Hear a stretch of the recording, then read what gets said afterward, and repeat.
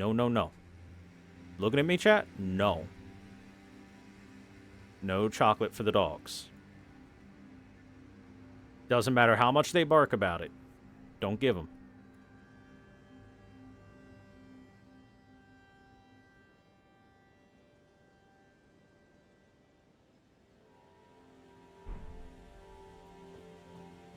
Is Millicent here anymore? She must have left. Hydrate the streamer.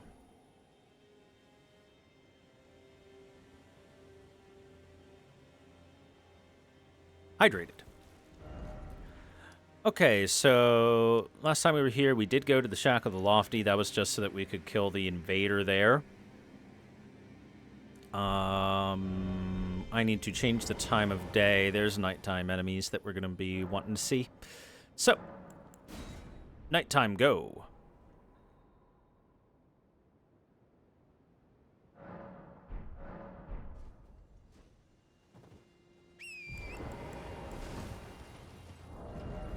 Gonna change our weapon now.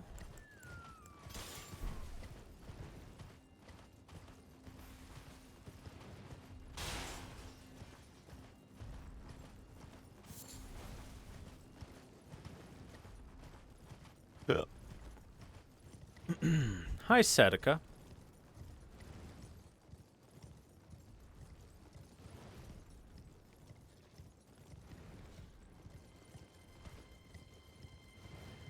I like how you can find the demi-humans fighting against these bats.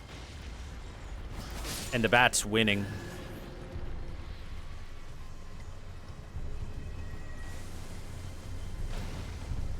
The bats winning real hard.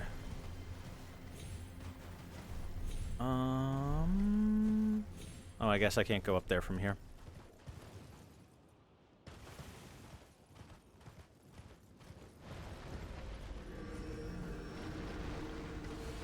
NBD.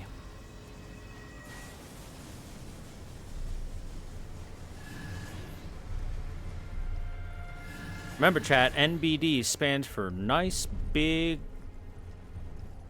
dog. Oh. Know what we should do?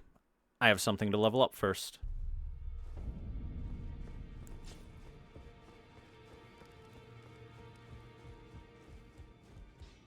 Greetings. Are you here for spirit? Roderica, I have a spirit for you to tune. Yes, the ultimate spirit, Black Knife Tish.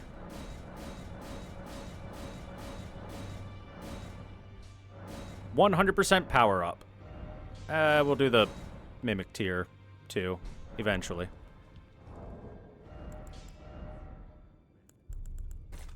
I gotta show how insane Black Knife Tish is.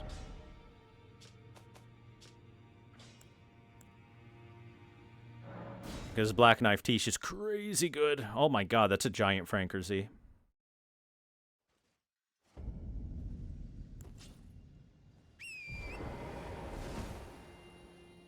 Have we read anyone besides Ronnie and Roderica? Well, we've read Ronnie, and that's it.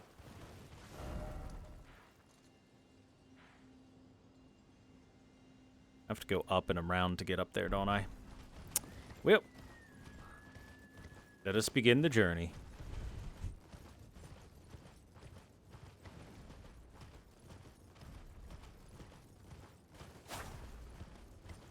The real blank was the friends we made along the way. The real Elden Ring was the friends we made along the way.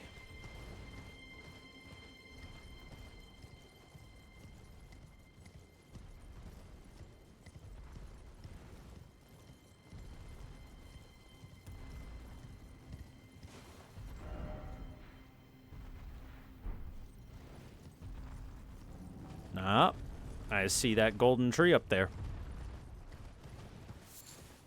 Look at that seed.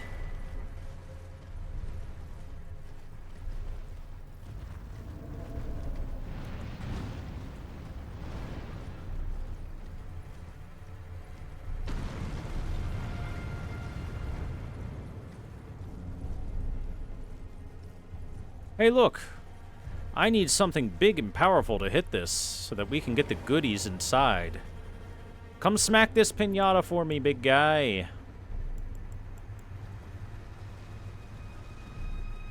I will deflect the blade with my superior Nippon steel. You could not stop me. Come on, asshole. Come on.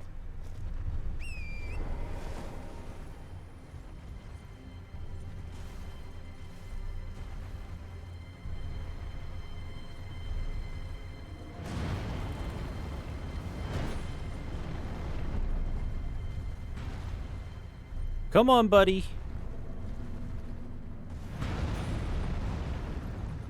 Come on, big man. You can do it. Get over here.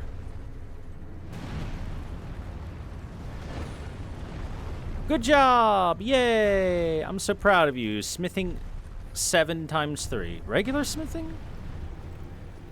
Well, that's a little disappointing, to be perfectly honest with you. Not that good. Oh, well, what can you do?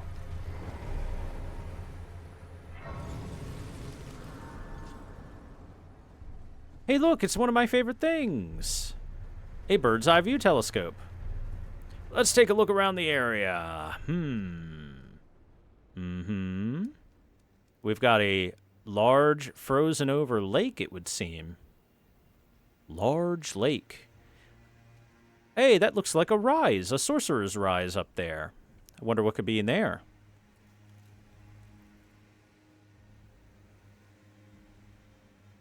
Hey, look, that looks like me. Oh, we can't see much up there, huh? Okay.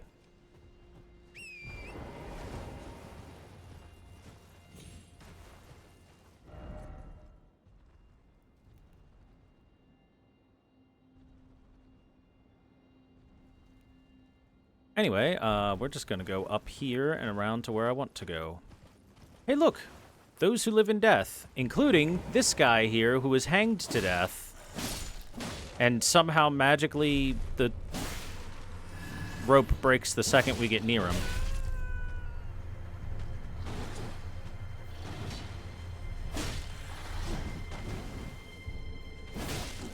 Tough guy here.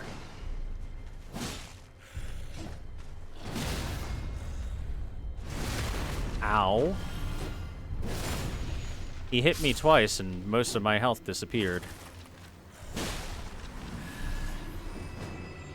As is customary.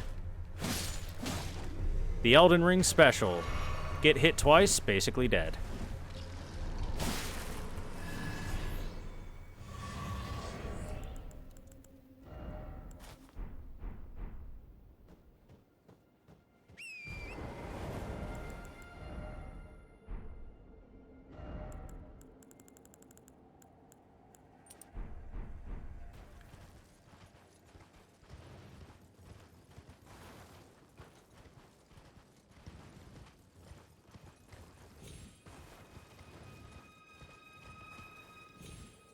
Reminder, I'm at 40 vigor and wearing armor.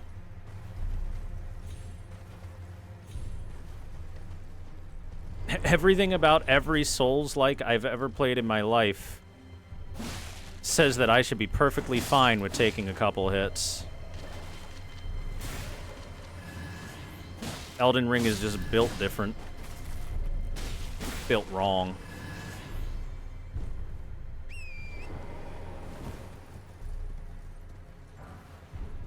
Stimulating bonuses.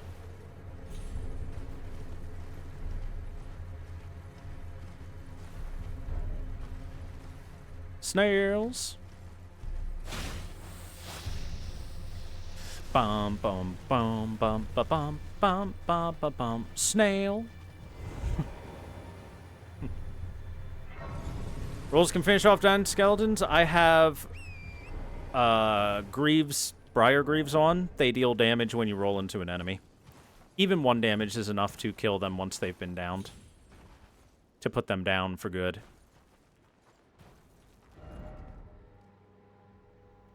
So that's all I'm doing is 1 damage.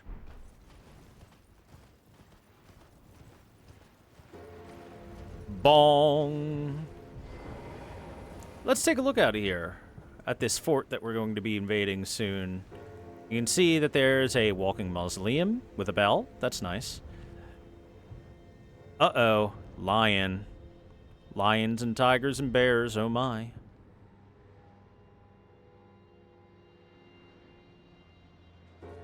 There's also something else making noise. There it was for a second. Behold, there's a tibia mariner. We'll have to take that one down, too. I think that's where one of our death root is. Yep, sure is. The beast eye quivers. There's the summon of the tibia mariner. Giant skeletons.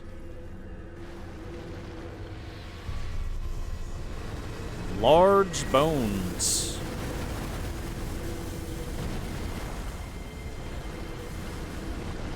If you're wondering why there are giant skeletons, because we're on the mountaintops of the giants. Duh.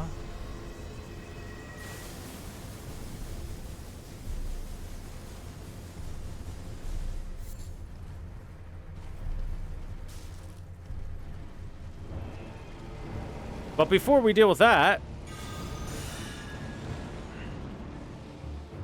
another deathrite bird.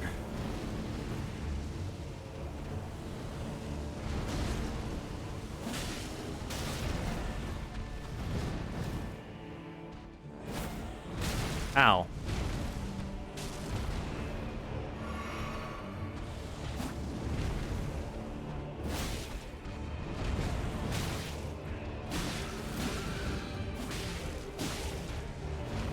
Holy damage just annihilates these guys.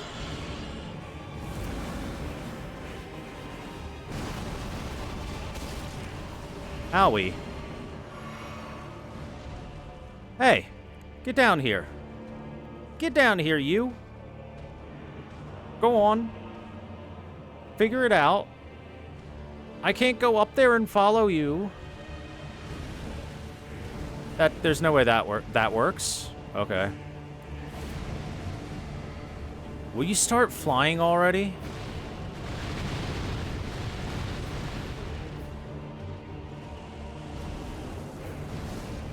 He clearly doesn't know how he got up there. There we go. Finally.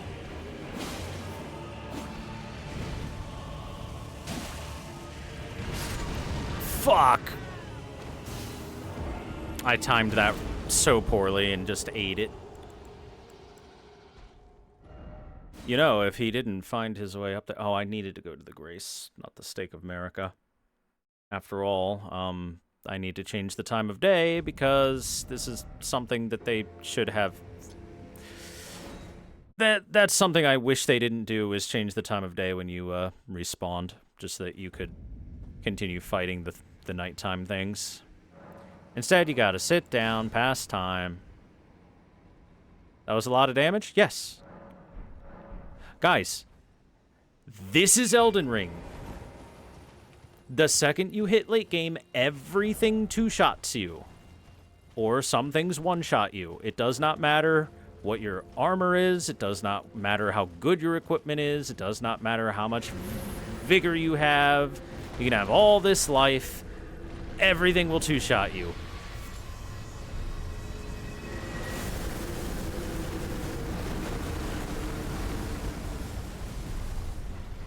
It honestly sucks.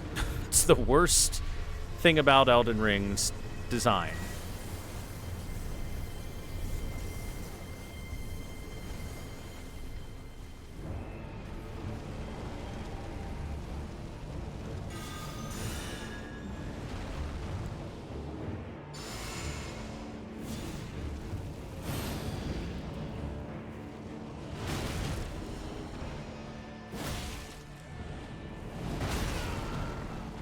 Ow.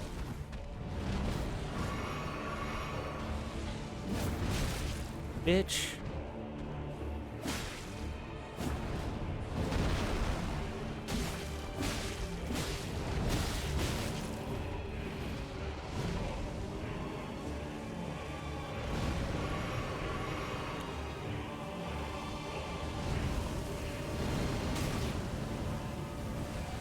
Dude, look at that. That was half a second. That was one little tap inside of the fire. And I lost half my health.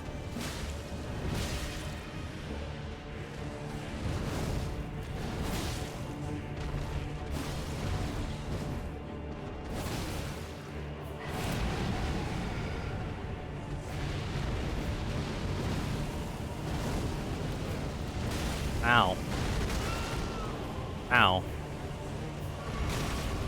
Ow. Ow.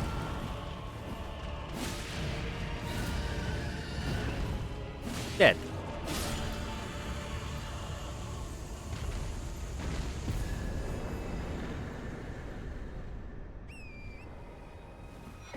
Give me my death ritual spear. So the death ritual spear, used by priests of old who were permitted to come among the death birds. The priests became guardians of the birds through the rite of death, which also serves as an oath sworn to their distant resurrection. Unique skills, spear call ritual, thrust the spear high, bearing prayers into the sky to summon a downfall of spectral spears. These are the weapons that the spirits that dwell within the wings of the deathrite birds are holding. That's right. Those were priests of old who were permitted to come amongst the deathbirds. They essentially sacrificed their mortal form in order to, I guess, empower the deathbirds. Because the deathrite birds are all much stronger and much more dangerous than the regular deathbirds.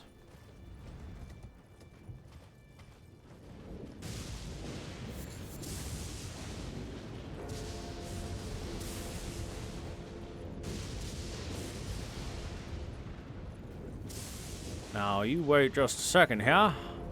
I'm looking for that there tibia mariner, wherever it was. I thought it was down here, but maybe he teleported around.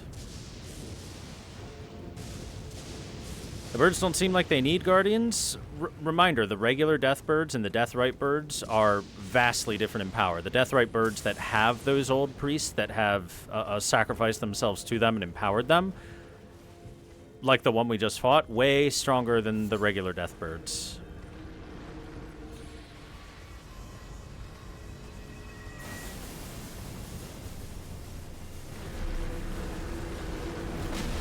Ah, you son of a bitch.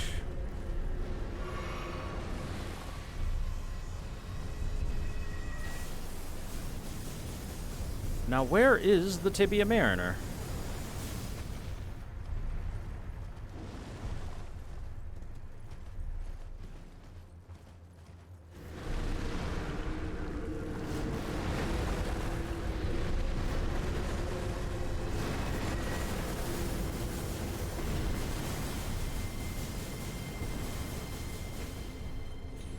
There he is.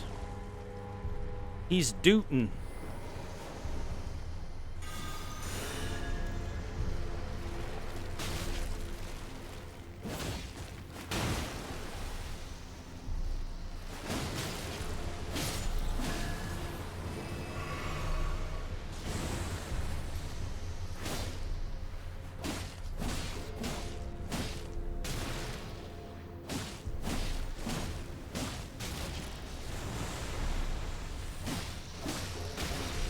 Boy, those snails are annoying. Stop it, you. Jeez. Alright, Helfen Steeple and some Deathroot. Helfen Steeple. Helfen Steeple. I believe that is a great sword. There it is. Great sword patterned after the black steeple of the Helfen, the lamp wood which guides the dead to the spirit world. The lamplight is similar to grace in appearance, only it is said that it can be seen by those who met their death in battle. It can only be seen by those who met their death in battle. Unique skill, Ruinous Ghost Flame. Swing the sword to bathe its blade in Ghost Flame. The Ghost Flame adds magic damage to the attacks and has a bitterly cold blight. There you go. There's your Ghost Flame. So this is kind of interesting. So it says, the lamp wood which guides the dead of the spirit world. half of the Tibia Mariners that we've seen have carried lamps, and the other half have carried the horns. In fact, they all have lamps. They just row with the horns and have a lamp on their boat. And they say the lamplight is similar to grace in appearance, but can only be seen by those who have met their death in battle. Which, by the way, we can actually see that because we are tarnished, and at one point in time, we have met our death in battle. All the tarnished that have been called to the lands between have. By the way, all those giant skeletons that were erupting out of the ground? No more. It was all the doing of that Tibia Mariner.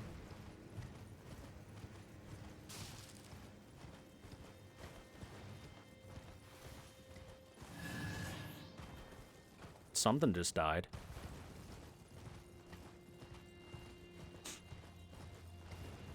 But it's really interesting.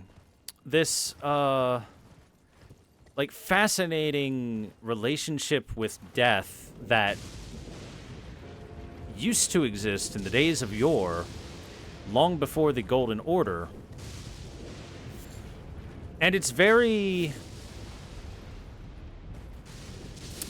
kind of, like, almost Norse in the way it's depicted, of great warriors that fall in battle, see a light that leads them to their final resting place or their next stage in life and death and whatnot, yada yada, right?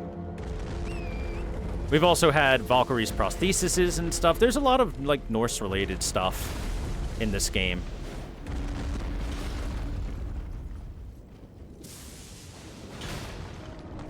Don't get stepped on.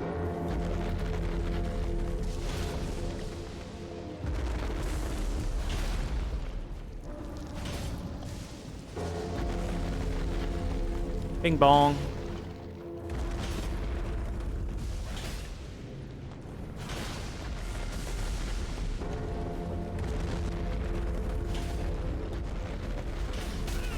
Ow. My horse. My yak, I mean.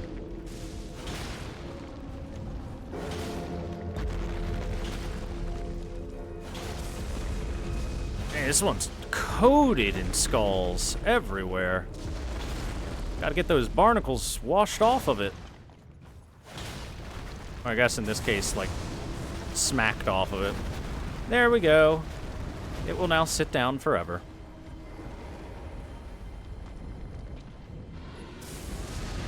Castle Sol. Sol means sun, by the way.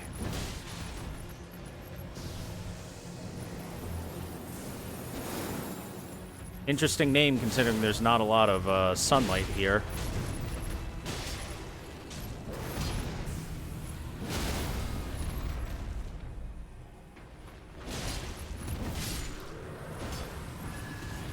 Somber Smithing, Beast Blood, Old Fang. Oh, another one.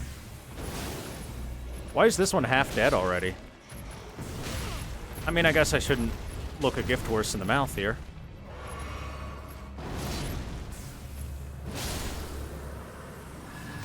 Somber 7, Beast Blood, Old Fang.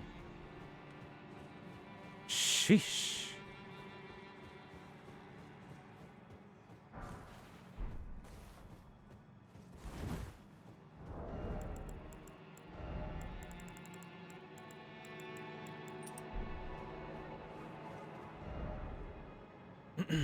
Let me just, There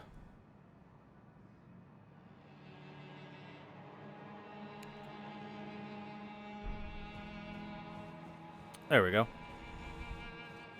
Set my map to the right spot so that I can see where the important items are and make sure I don't skip over them, hopefully. As has been shown on the playthrough, once in a while I accidentally forget to grab something, and I'm sorry if I ever do. There's so goddamn much to grab in Elden Ring. It's easy to think you grabbed something and then forget about it for a bit. And then only remember at some other point in time later down the line and be like, oh, wait a second, did I ever actually get that?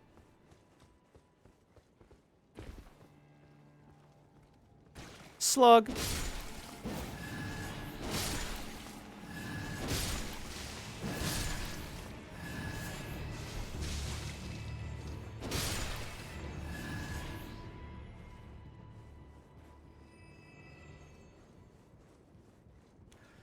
Slug my balls. Fuck you, bot.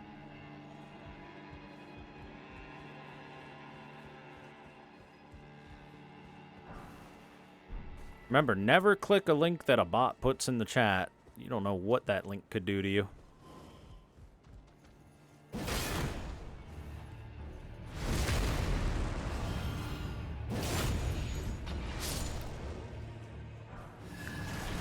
Oh, God! Ballista. Why is everything exploding?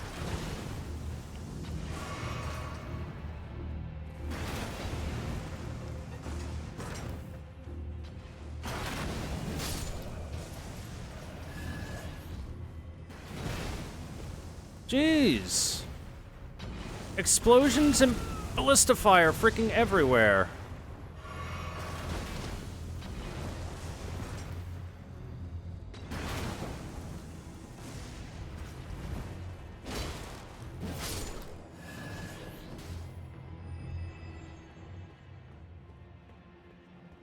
Sheesh. What did I do to deserve this? I never hurt nobody.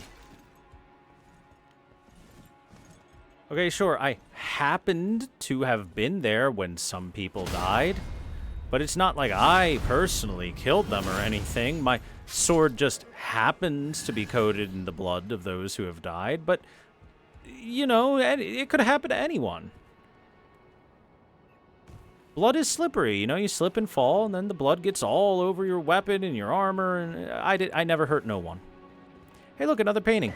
The Sorcerer painting.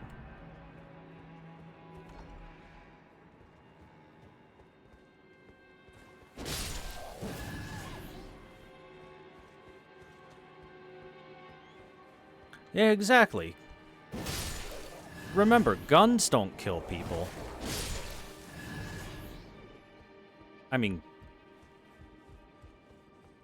they do, though, but, you know. I kill people.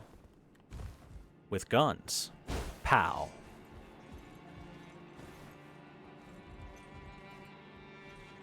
Oh, there it is. Look at it up there, so majestic. I think I need to climb back up to get that item.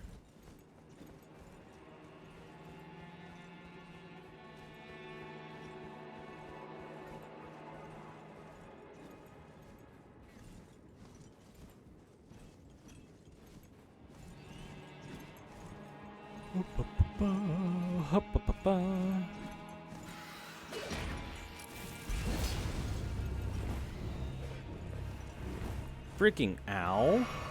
Hitting me through the wall like that. Oh, come on, you can make that jump. Thank you.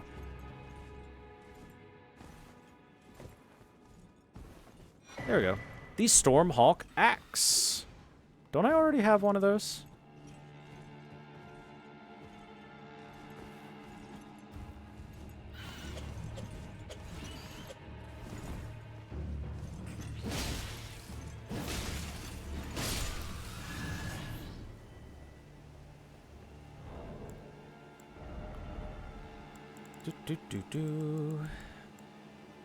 I do.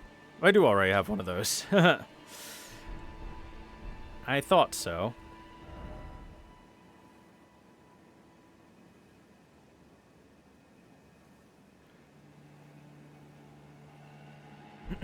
Alright, let's continue getting stuff.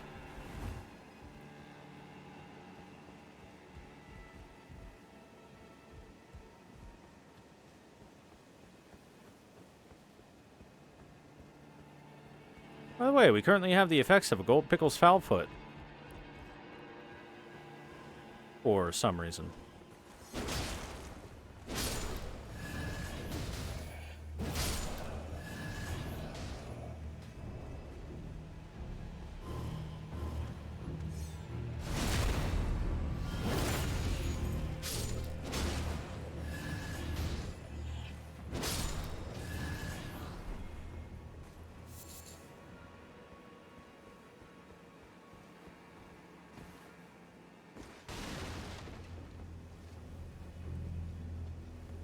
Okay, crossbow man, I saw you. Wait, I'm going backwards. I'm stupid. Do do do do do do do do. Hi there, big man.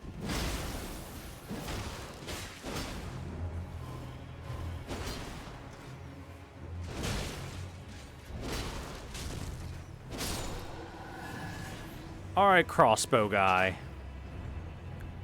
You have gotten on my nerves.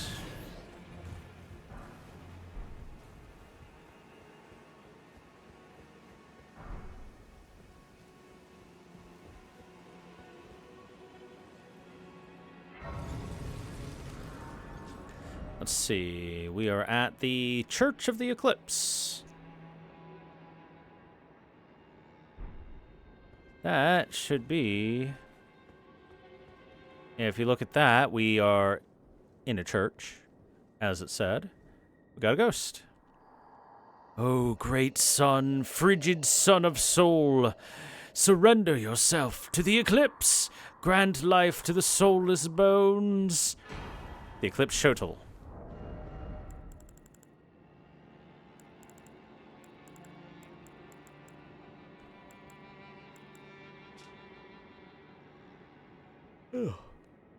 The storied sword in the treasure of Castle Sol that depicts an eclipsed sun drained of color. One of the legendary armaments. In Sol, the sight of an eclipse inspired a dreadful awe, preventing an onlooker from averting his gaze, and everyone went blind. Unique skill Death Flare. Set the lusterless sun ablaze with the Prince of Death's flames, inflicting the death ailment upon foes. Follow up with an additional input to bring down the armament, triggering an explosion.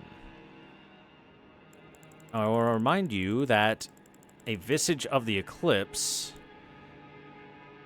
The sun in eclipse is said to be the symbol of the wandering mausoleum where the soulless demigods slumber.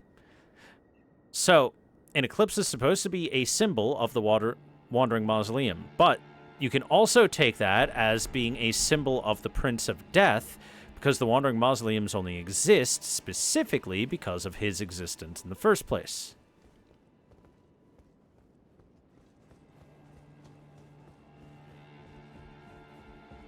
And again, the Prince of Death being Godwyn, his big-ass corpse down in the deep root depths. Before I go that way, let's go this way. Ladder. Smithing 5.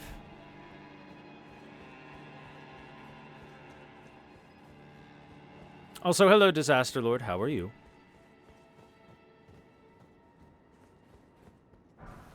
Golden Rune 9. Big ass wolf.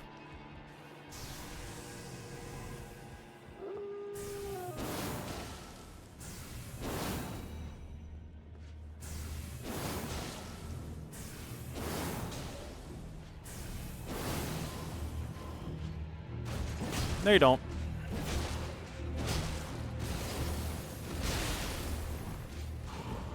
Oh, yes you do. Remember that move from all the way back in Stormvale Castle? Only this time it's tinged with ice.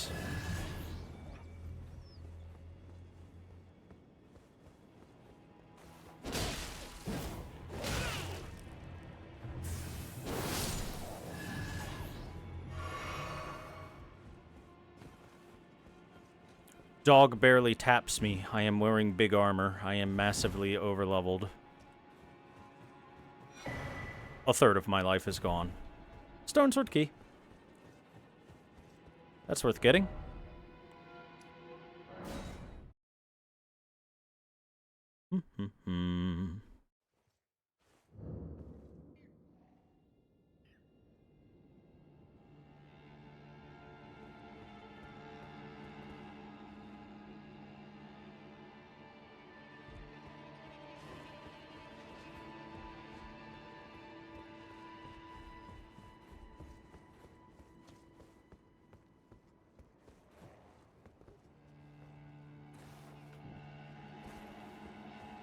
Let's try this direction before I go that direction.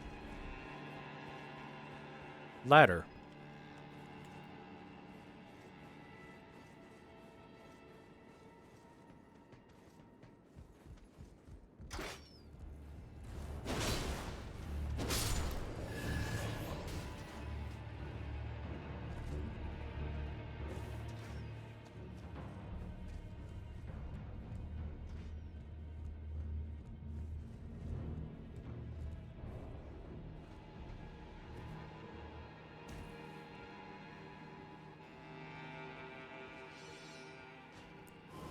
How do you know I'm there?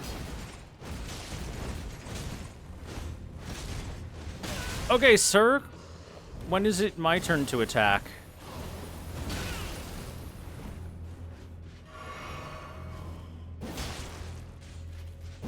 Okay, now it's my turn to attack. Never mind. He just stopped getting staggered by hits. He decided he was done. He decided, I don't want to be staggered by your hits anymore, and then just stopped. Okay.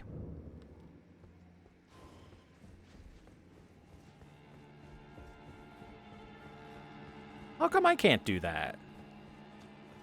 How come I have to continue dodging hits? Why can't I just stop being staggered when I feel like it? I would have cashed in my stop being staggered when I feel like it right then and there.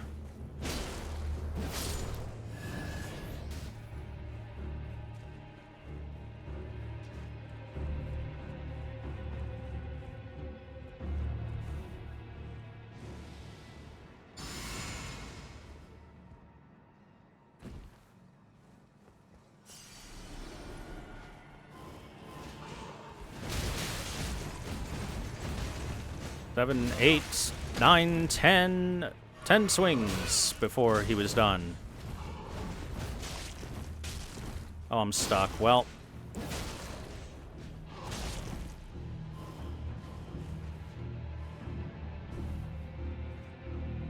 Well, shit. I'm gonna have to go back there again, because I fell.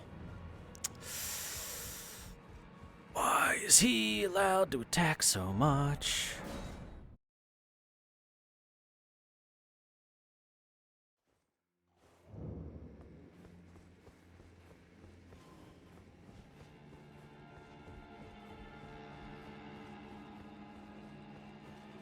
Whoops, wrong way.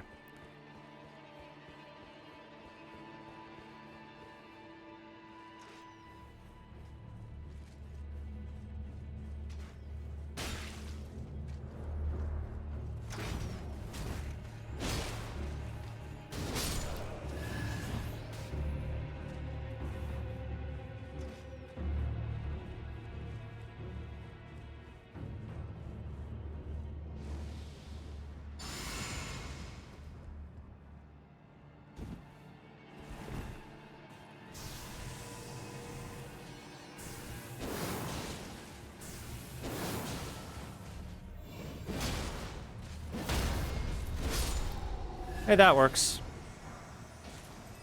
Banish Knight's Greatsword, and he was protecting the Cerulean Amber Medallion +1. That's where you get it.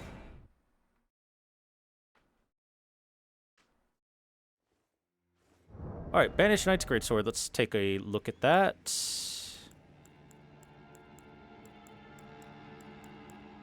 There we go. A finely crafted greatsword, intricately engraved with an ancient motif, given to knights who, whether by misfortune or misdeed, were forced to abandon their homes. Most of these knights were sent to the fringes, where they were forced to start anew with only despair for company.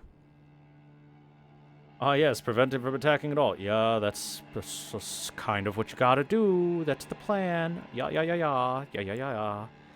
Ah, yeah, yeah, yeah. Ah, yeah, yeah. Alright, I've been abusing that sword a little bit too much. Clearly, I should use something a little different. Let's stop abusing it for a little while, and let's start smacking things with a hammer again. I never feel bad about smacking things with a hammer. Oh, hey, look, an Albinauric! Or two. Ah! Ah, my face! My face! Ow!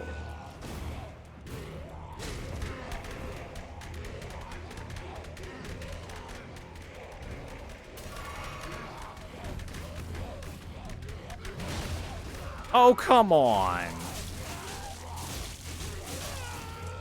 Why does that do so much damage? It's just some guys biting me. Why does it do more damage than, like, getting hit with a massive hammer? The damage!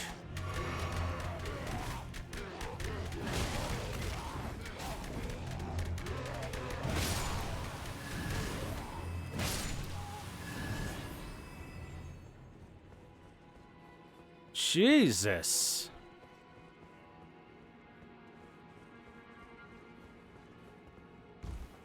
I fucking hate late game Elden Ring. I hate it so much.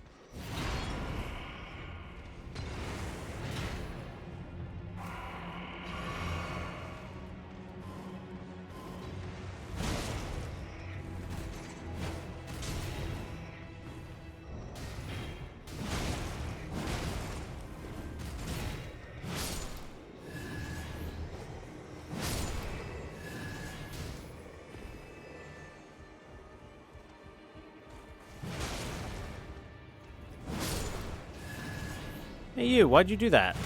Bad, Albanoric. Bad, bad, bad.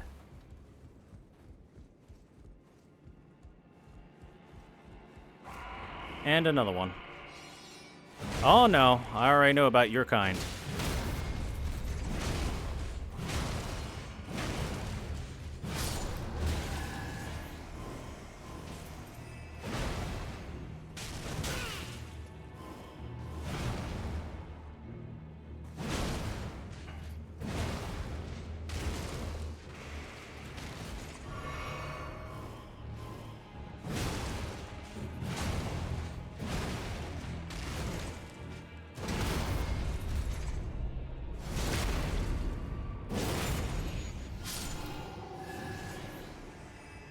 Yeah, the Briar equipment is nice to have if the enemies are weak enough that they stagger at small damage, like unarmored enemies, generally, that works on.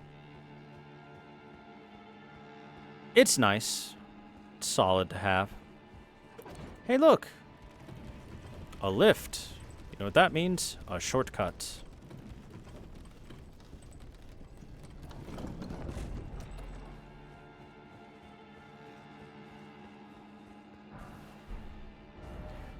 If you look, it takes us right to the main courtyard. So it is a fine shortcut indeed. Does still require us to run through a lot of enemies, but still.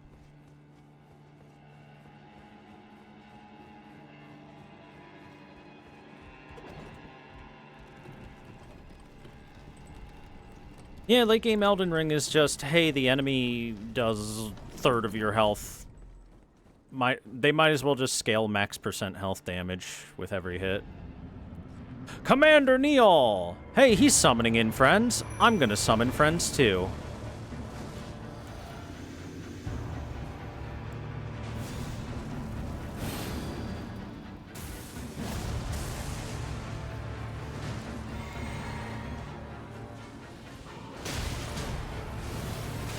Ow.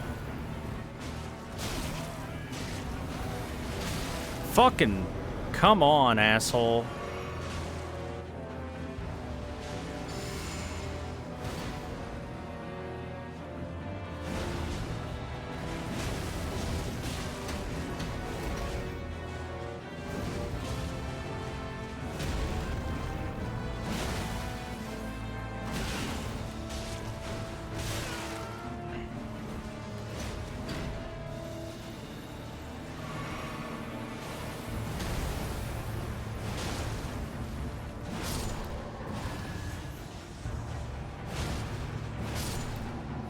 Alright. Glorious 1v1 combat between Neal and Tish that I will now interrupt because he deserves it. Oops, that was bad by me.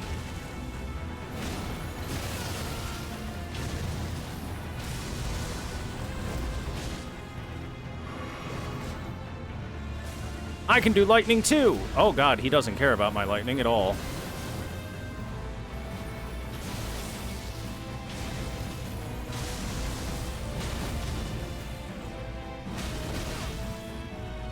I love his cool prosthetic lightning leg.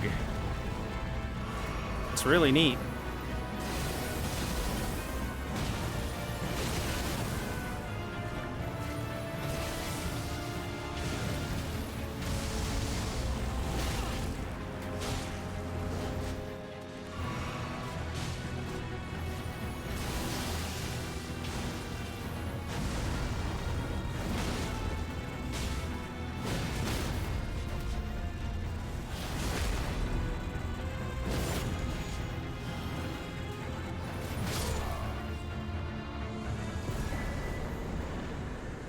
We got him.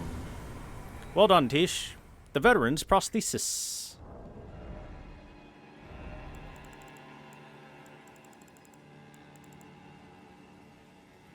Which, actually, wait, I think that's footgear, dummy. It's technically not a weapon. Right? Am I dumb? Maybe it is a weapon. Oh yeah, there we go. Bladed prosthetic leg enwreathed with the power of lightning, instead attached to the fist. Commander Neal, veteran of Castle Sol, offered his prosthesis in exchange for the lives of defeated knights held prisoner. He went on to lead these men as an army of no nation. Unique skill, storm kick. Thrust the prosthetic leg into the ground, creating a storm, then follow up with a strong attack for the lightning-infused jumping attack. That's his special move that he was spamming the crap out of.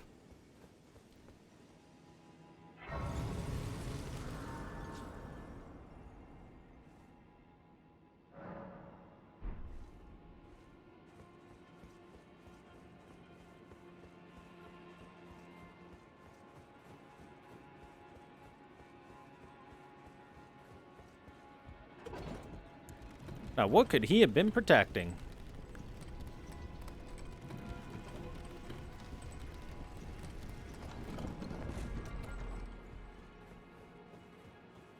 What's up here all the way at the top of Castle Sol? The Halig Tree Secret Medallion, left side. Lord Mikola, forgive me. The sun has not been swallowed. Our prayers were lacking. Your comrade remains soulless. I will never set my eyes upon it now. Your divine Halig Tree.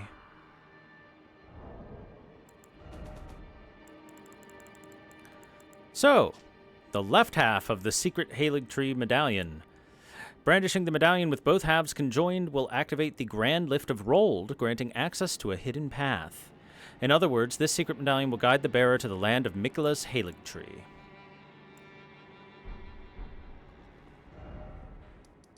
So, the fortress in the northern lands of the Mountain of the Giants does grant us access to the Halig Tree. Eventually. Okay, here we go.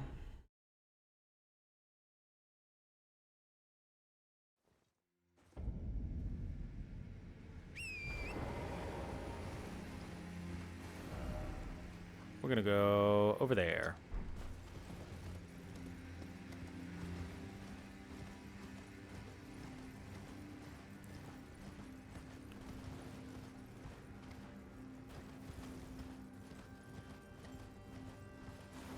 Hold on, let me double check and make sure that Millicent doesn't like show up in some weird place now that I have that. I don't think she does, but it's worth a look.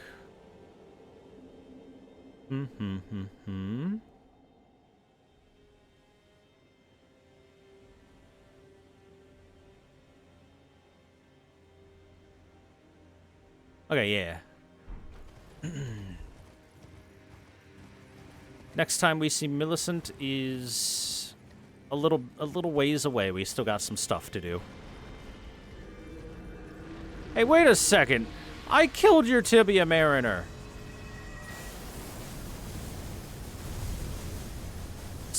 Giant skeletal bastards.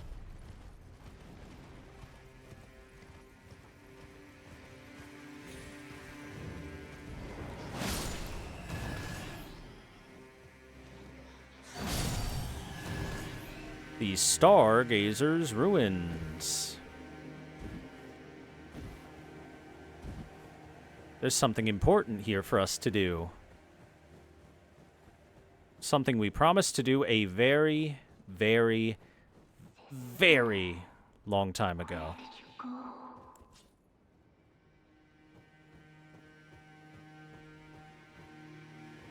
You promised me when we turn 14, we go to see the stars.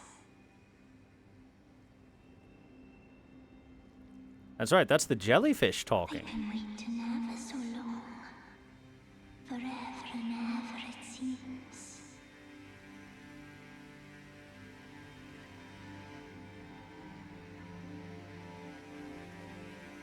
Anything else? I think that might be everything it says. So remember, one of our very, very, very first summons was a spirit jellyfish ash that we got from Roderica. You promised me when we Her name is Aurelia, a floating spirit that illuminates her surrounding. Prone to tears, the jellyfish girl searches for her distant home. Will bravely spew poison at foes on her summoner's behalf. waiting ever so long. Forever and ever it seems. Dear sister, Oh, you're finally here. we did it! No time to waste. Let's see the stars. We reunited the jellyfish with her family! Yay! And we get the fancy spin. Now that does mean that for some reason the jellyfish is still summonable. You would think it would get rid of the jellyfish forever, but I guess because you had the opportunity to level it up and whatnot, and they thought it might feel bad for players to have spent those resources and then lose them, you get to keep it. But it did open up this Primal Glintstone Blade Talisman. An old glintstone blade that has been stained with blood. Reduces your FP consumption of sorceries and incantations at the cost of maximum HP. So our max HP would go down by 60, it looks like. Oh, wait, never mind. Go down way higher. Oh my god, we're not at max HP right now. It'll go down by 250 almost. The old sorcerers would slice open their hearts with these blades to imbue a primal glintstone with their soul, and thus did they die. So yes, old sorcerers would do this. We met a Graven Witch who had a primal glintstone with their soul embedded in it. That was Selin. So she followed the teachings of the old sorceries. And it continues to show how glintstone it has this almost life of its own, almost parasitic nature in a way, because you can surrender parts of yourself to the glintstone. You can even embed your soul inside of a glintstone in order to place it into another vessel. Glintstone's fucked up. Anyway, we brought the jellyfish back to her family. That ends that side quest that you didn't even know was a side quest, did you? Roderica gave you that jellyfish. She said she's a bit of a crybaby. Could you try and make sure that she makes her way to her family, because that's what she wants? And you're like, oh, okay, we can summon jellyfish ashes. Nope, it was a side quest all along.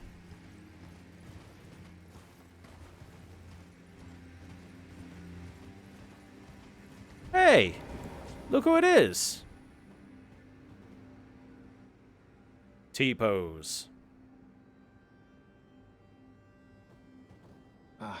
Nice to see you. I can't believe you've come all this way. What's going on here, Corin? I've been gripped by a terrifying thought.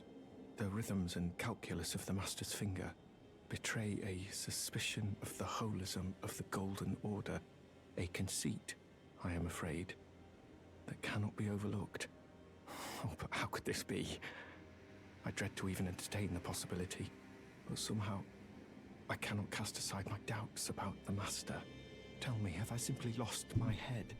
Only, if the Master were true to the Golden Order, why would he think to breach this forbidden mount of fire? So Corin is now having second thoughts about Gold Mask, because Gold Mask is, to be honest, digging too deep for Corin's tastes.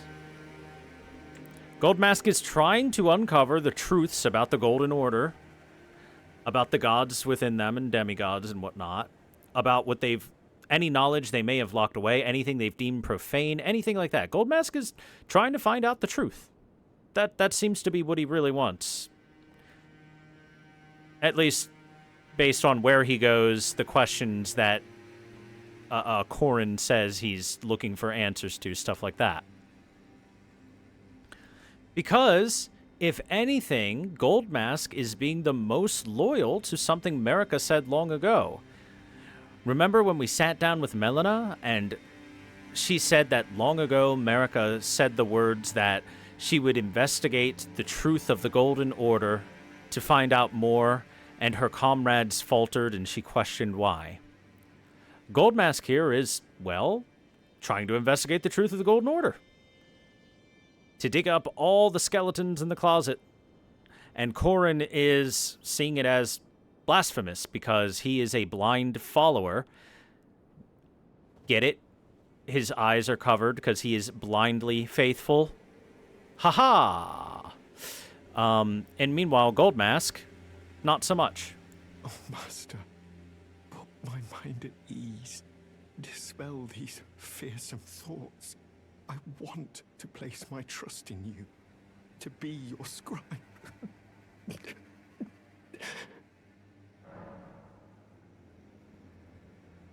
Now, we could give Corrin the Tonic of Forgetfulness. You thought that that was done? Oh, no, chat. The Tonic of Forgetfulness can be used on multiple characters. As you can see with Coral here. And that would ease his mind, and he would no longer think about how Goldmask is, possibly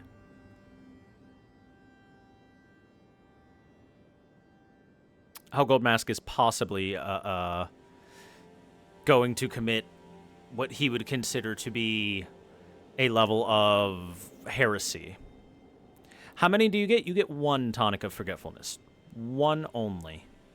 Only one. You can give it, you get it from Tanith. You can give it to Zarias in Volcano Manor. You can give it to Brother Corrin here.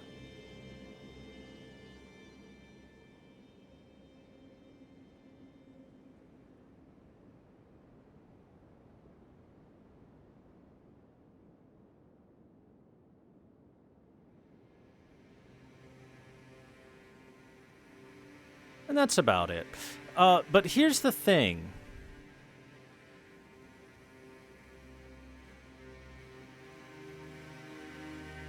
I happen to think that giving it to him is less interesting than not.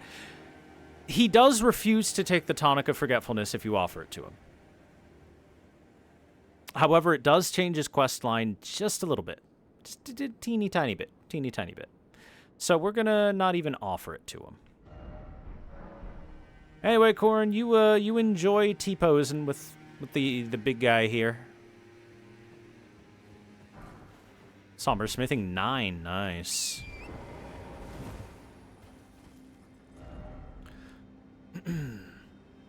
All right, chat, it's time for you to start T-posing.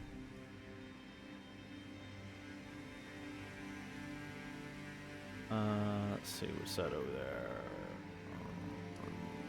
Big tree.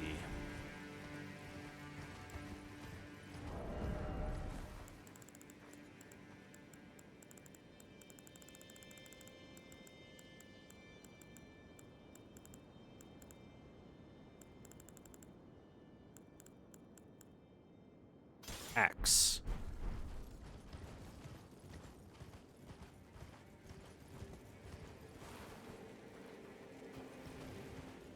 Demi-human!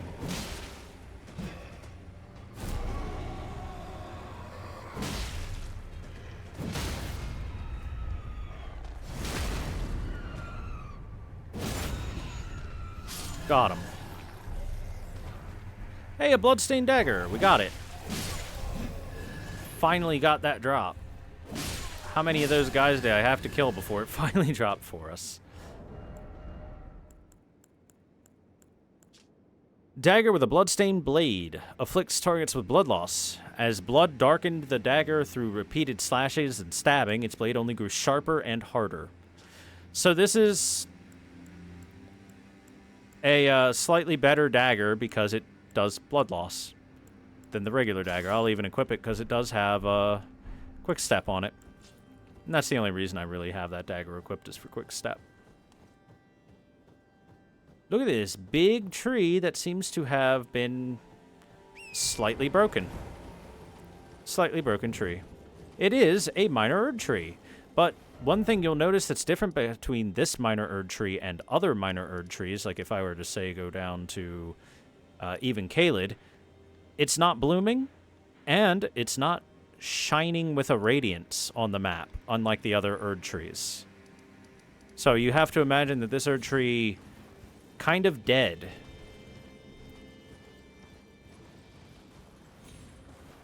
And as it's a minor Erd tree, it means one of these assholes is here.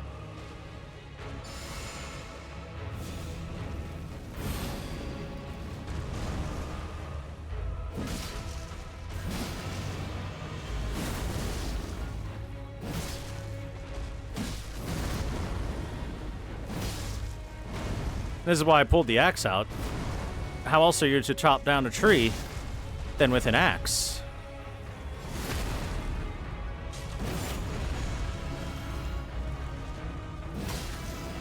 Uh-oh. Oh my god! Kage Bunshin no Jutsu! Somebody call Naruto.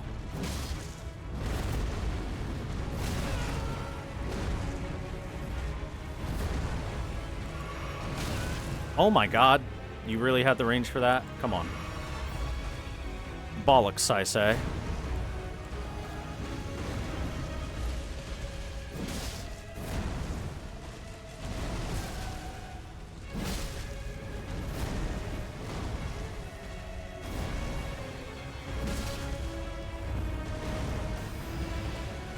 Butt slam, and some reason they don't get to hurt each other with their butt slams.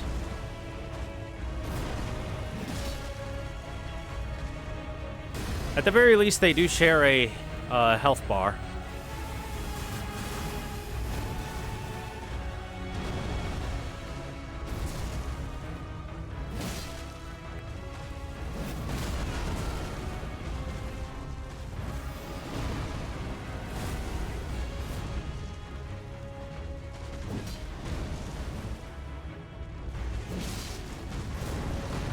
Uh-huh. Uh-huh. My favorite type of boss, yeah, the type that can't hurt each other but can hurt me. And will constantly swing through each other's hitboxes to hit me. Uh-oh. Ow. Punished. For trying to play game.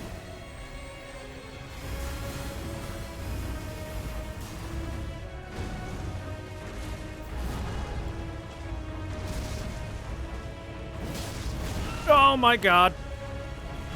Isn't that fun?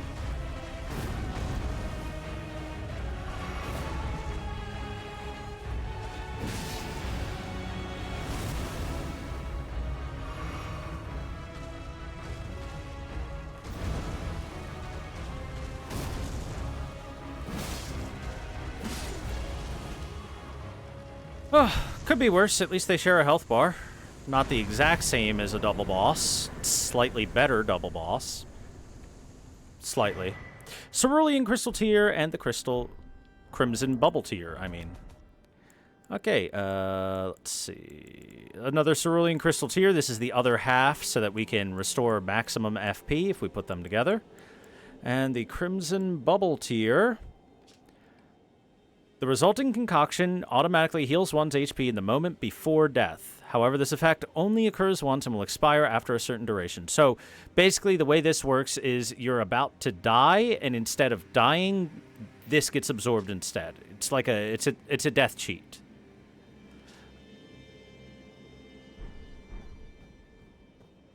It's not very good just because it doesn't last super long. If it lasted a bit of time, it would probably be pretty solid.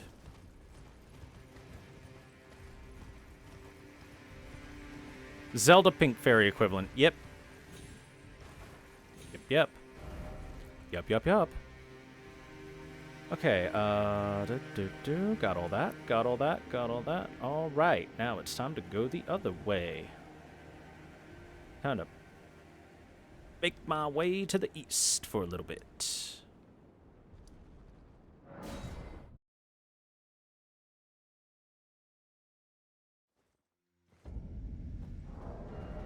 New weapon. For the next boss we're gonna fight. What weapon should I use? Did I ever level this up? I did level up the Golden Halberd. Let's use that. Now I don't need to use Golden Vow because it's built into the halberd. Jelly fishing. Jelly fishing.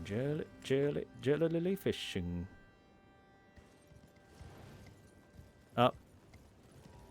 It's our favorite type of,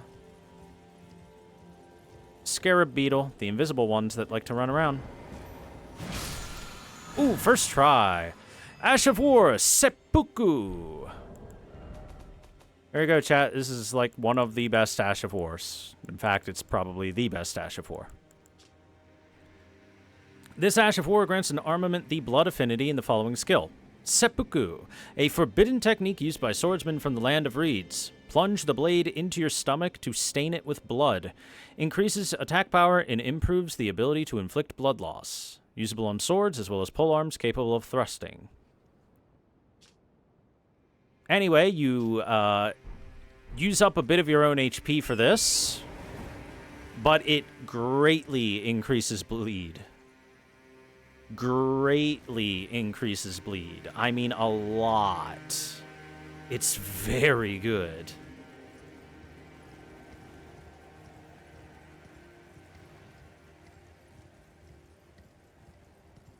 Ooh, visibility's kind of low here. Getting all snowy. In case you're wondering why it's all snowy. Behold, Borealis, the freezing fog.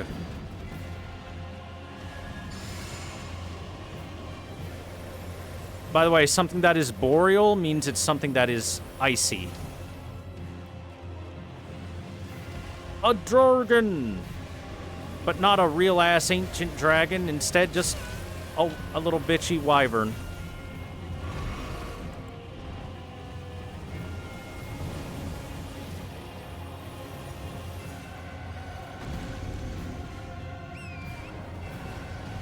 Wyverns are still technically dragons. They're just weaker.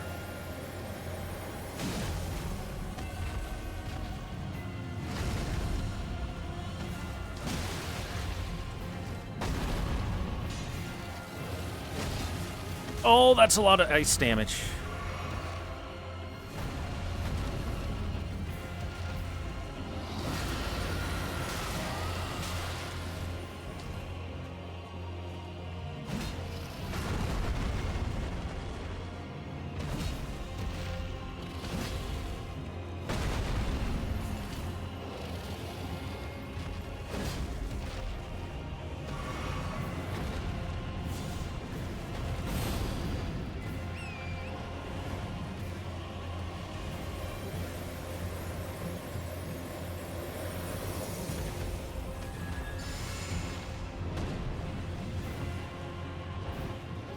Slam!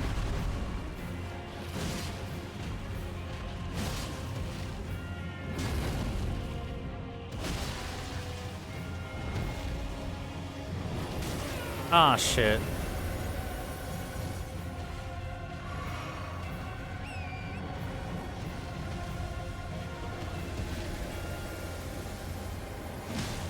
Welcome to late game. Everything does 4 times more damage than it should.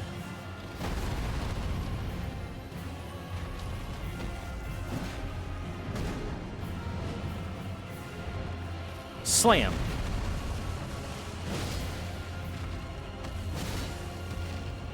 Fall already, you bastard. Thank you.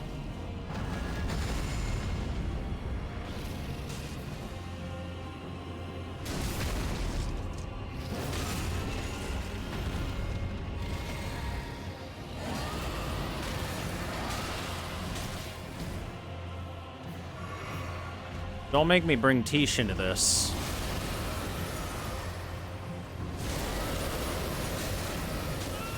Fucking stop! Stop screaming, jeez. I repeat, don't make me bring Tish into this. You won't like it. Tish will kick the shit out of you.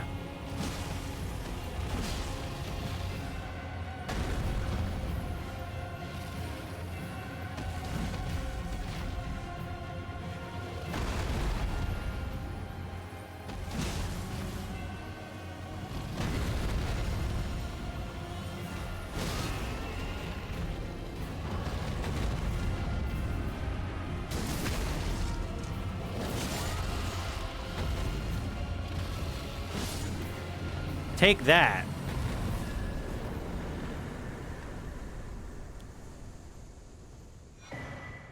We get a dragon heart, and a new draconic power at the Cathedral of Dragon Communion is now available. Don't like the Mountaintop? Nearly nothing new, bloated HP pools, and big damage from enemies. The only thing I don't like about Elden Ring's late game is that enemies do way too much damage. That's all. If their damage was brought into, like, a normal level of scaling to where it would make sense, then I'd be perfectly fine with it.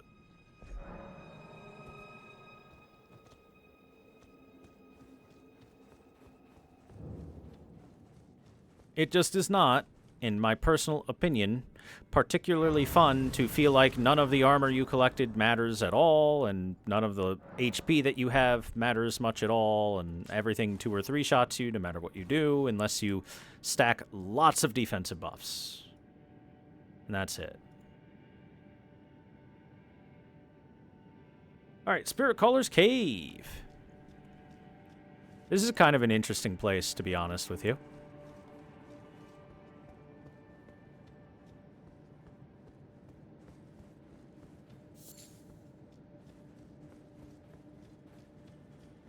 In case you can't tell, if you step on that, it drops right there. Right in the center of the room. So, the spirit callers are them snails.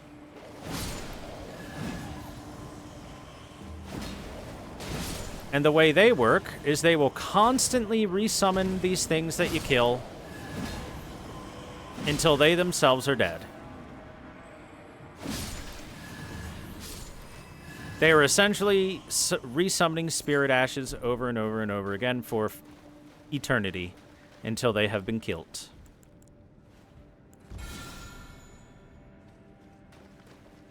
Which does make for a kind of interesting gimmick for this particular cave.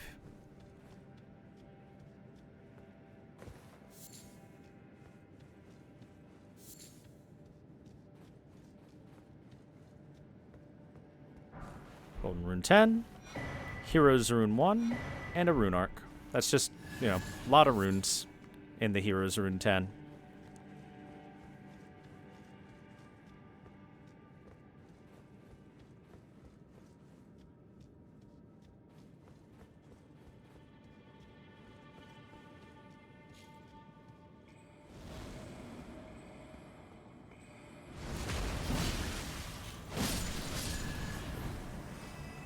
Hey, look!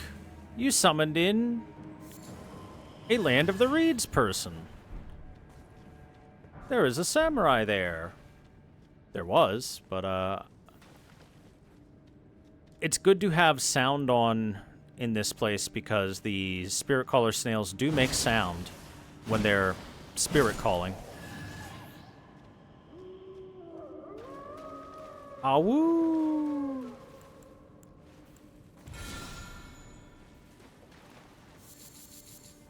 Big freaking wolves. Okay, those are normal size wolves.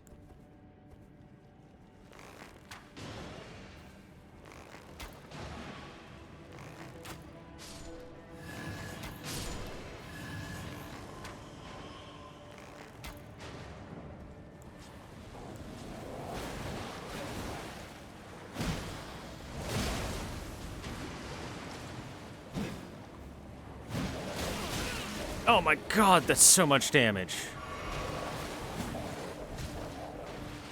Hey look, it's Inaba, disciple of blah blah blah blah blah, and they used the Seppuku Ash of War to give their Uchigatana better bleed.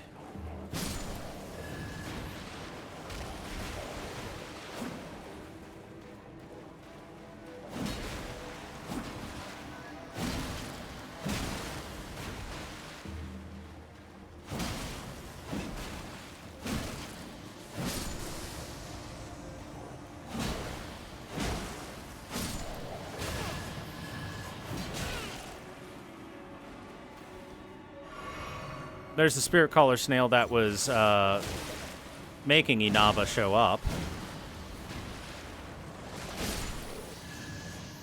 Okay, spirit collar snail, do you want to do the cool attack? Do it. Go on, do it. Do it. I'm giving you a chance. There it is. Ah, my face.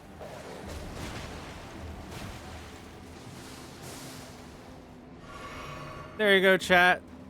That attack is horrifying. It digs itself right into your face. Into your skull, just munching on you.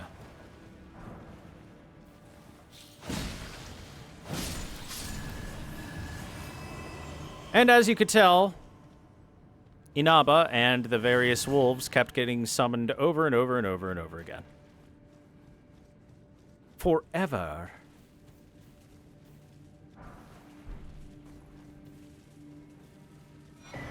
The White Reed Armor, Gauntlets, and Greaves. Armor of the White Reeds, fashioned from banded iron plates, worn by the Inaba, head disciples of the great swordsman Okina. The Inaba traveled in pursuit of not only the master who abandoned them, but also proper deaths, won honorably through hard-fought combat. To be a White Reed is to seek death, fitting for the Inaba, who desired nothing more than to die by the sword. Sounds like a bunch of losers to me.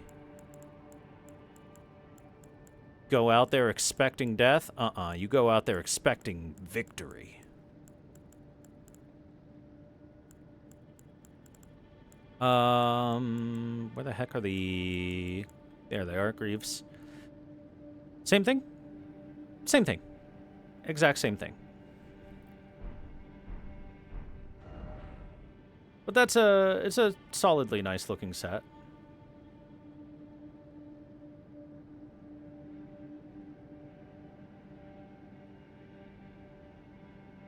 Okay, let's keep going.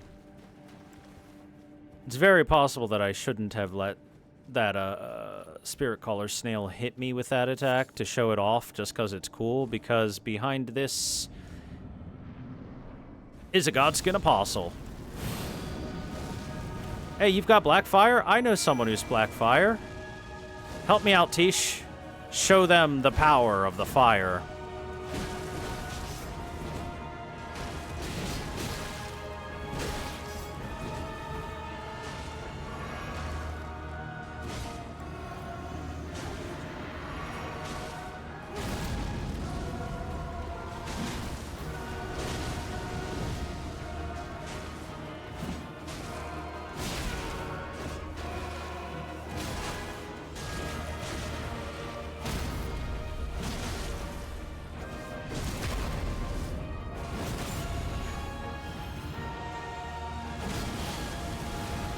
Tornado! Nice job, Tish. We did it. Why is the music still going? Because this is a double boss fight, but it's one followed by the other. The kind of double boss fight that I'm perfectly fine with.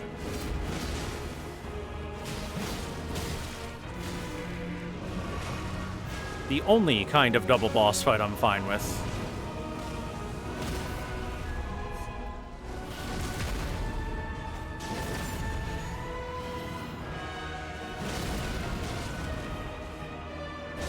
Ba, ba, ba, ba, ba, ba, ba, ba, ba, ba.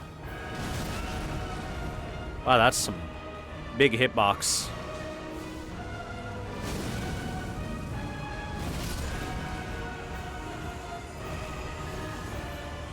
Teesh! Well done. Wait! Spirit Caller Snail, the true boss!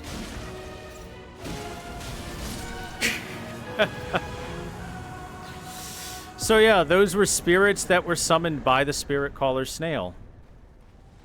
And we get the Godskin Swaddling Cloth and the Black Flame Ritual. Let's take a peek at that swaddling cloth. Sacred cloth of the Godskin Apostles made from the supple skin sewn together. Successive attacks restore HP. The Glow-Eyed Queen cradles newborn apostles swaddled in this cloth. Soon they will grow to become the death of the gods. And of course we also got a spell, the Black Flame Ritual. Superior Black Flame Incantation of the Godskin Apostles. Summon a circle of black flame pillars around the caster. Charging increases the size of the circles. The Glow-Eyed Queen led the apostles. It is said that she was an Empyrean chosen by the Fingers.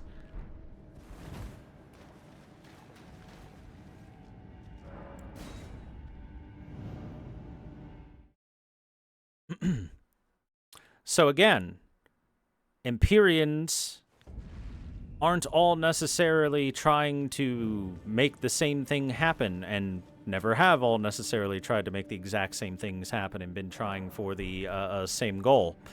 The Glow-Eyed Queen was in direct opposition to Marika. But she was still an Empyrean. She still had the stuff of the gods. She had the gumption to be considered for godhood.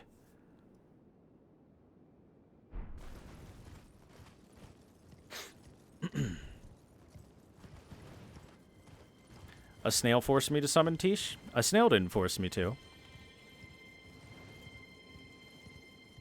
The Godskins forced me to.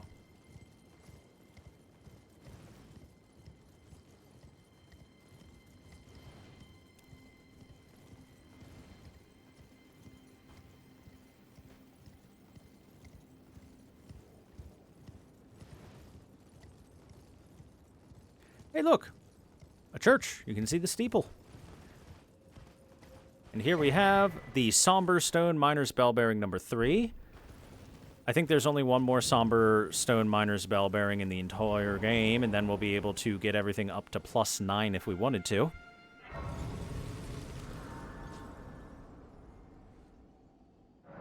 Welcome to the first Church of Marika. Let's talk to Melina. Spoken echoes of Queen Marika linger here as well. Shall I share them with you? Yes, give us the In lore. Marika's own words, hark, brave warriors. Hark, my Lord Godfrey. We commend your deeds. Guidance hath delivered ye through each ordeal to the place ye stand. Put the giants to the sword and confine the flame atop the mount. Let a new epoch begin, an epoch glistening with life. Brandish the Elden ring for the age of the Erd tree.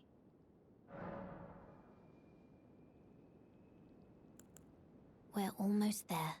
The flame of ruin lies just ahead. I'm glad it was you I traveled with. I must tender my thanks to Torrent, too. Thank you, Torrent. Please continue to lend your aid. Till the end. So, in Queen Marika's own words, the age of the Erd Tree has come. The age of anything else is about to end.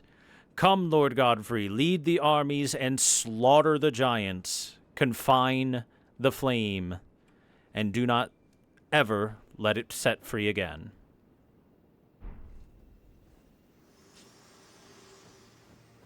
And here we have Sacred Tear. Let's upgrade this flask.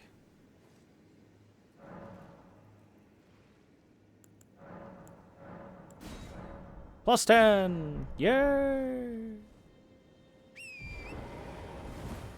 Yay!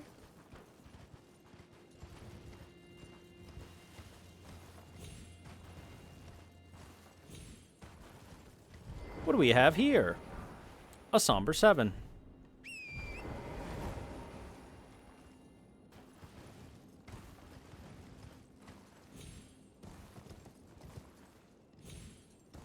Torrent, thank you for being my Uber driver. And then Torrent says, you're welcome.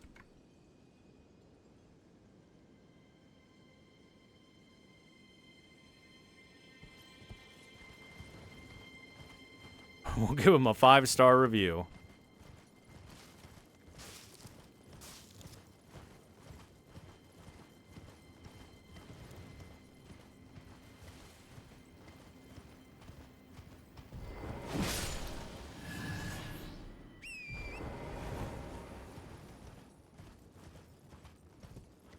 Dog.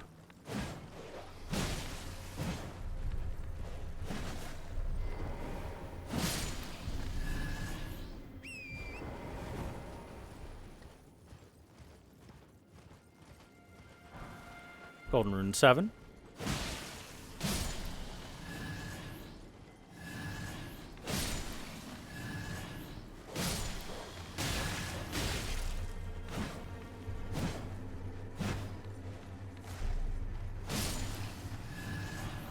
Golden Rune 10, Golden Rune 7.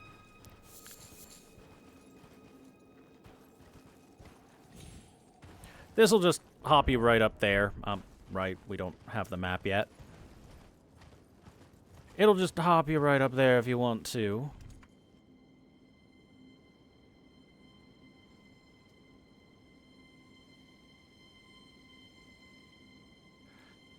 Did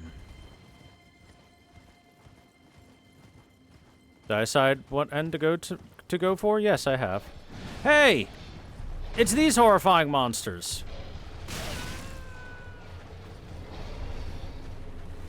Uh-oh. Oh, for the love of God.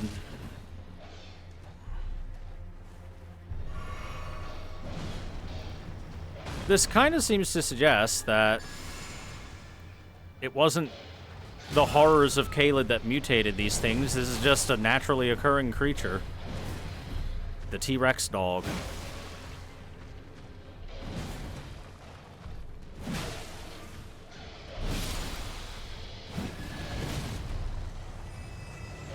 Bad dog. Bad.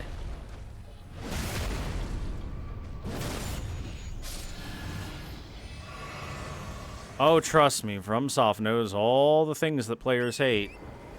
And then Miyazaki says, players really hate that, do they? What if there were more of them, and they were worse? Like poison swamps, for example.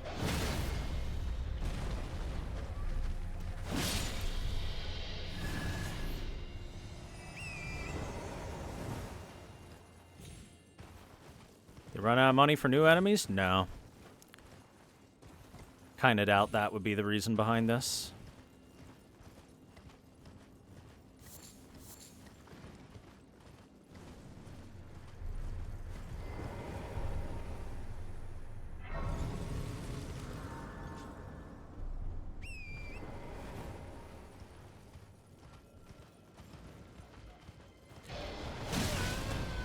This one's got glowing eyes, so it's stronger.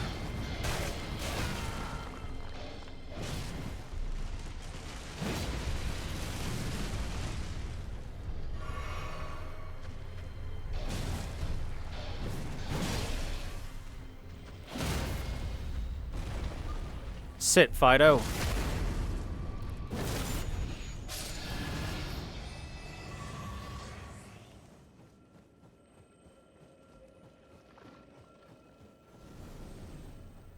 I'm on fire.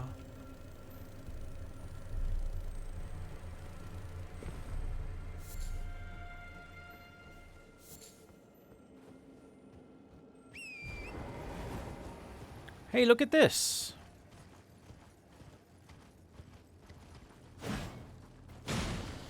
The signs of an Everjail. The Lord Contender's Everjail. Let's get in there.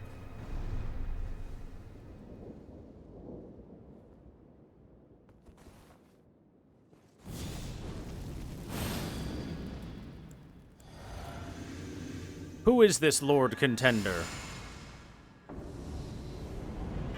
Round Table Knight Vike, but we fought Vike once before. If you recall, he was the one that gave us the fingerprint grapes. Look, he's got red lightning.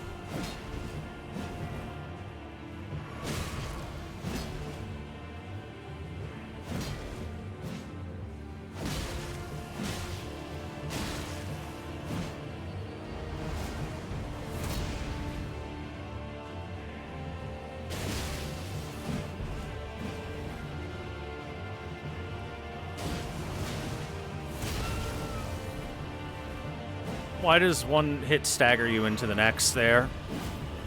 When that second hit takes 30 years to happen?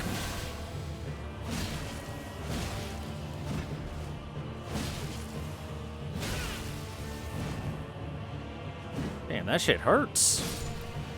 Red lightning and all.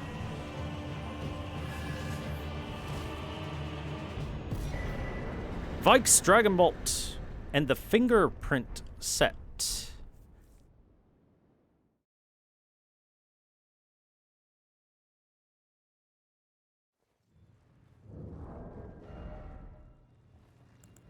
Fingerprint set. Let's look at it. Iron helm singed and blistered by fingers, worn by Vike, the Knight of the Round Table Hold. No other tarnished was closer to the throne of the Elden Lord than Vike, but without announcement, Vike traveled far below the capital and was scorched by the flame of frenzy. Did he make his choice for his maiden, or did some other force lure him with suggestion?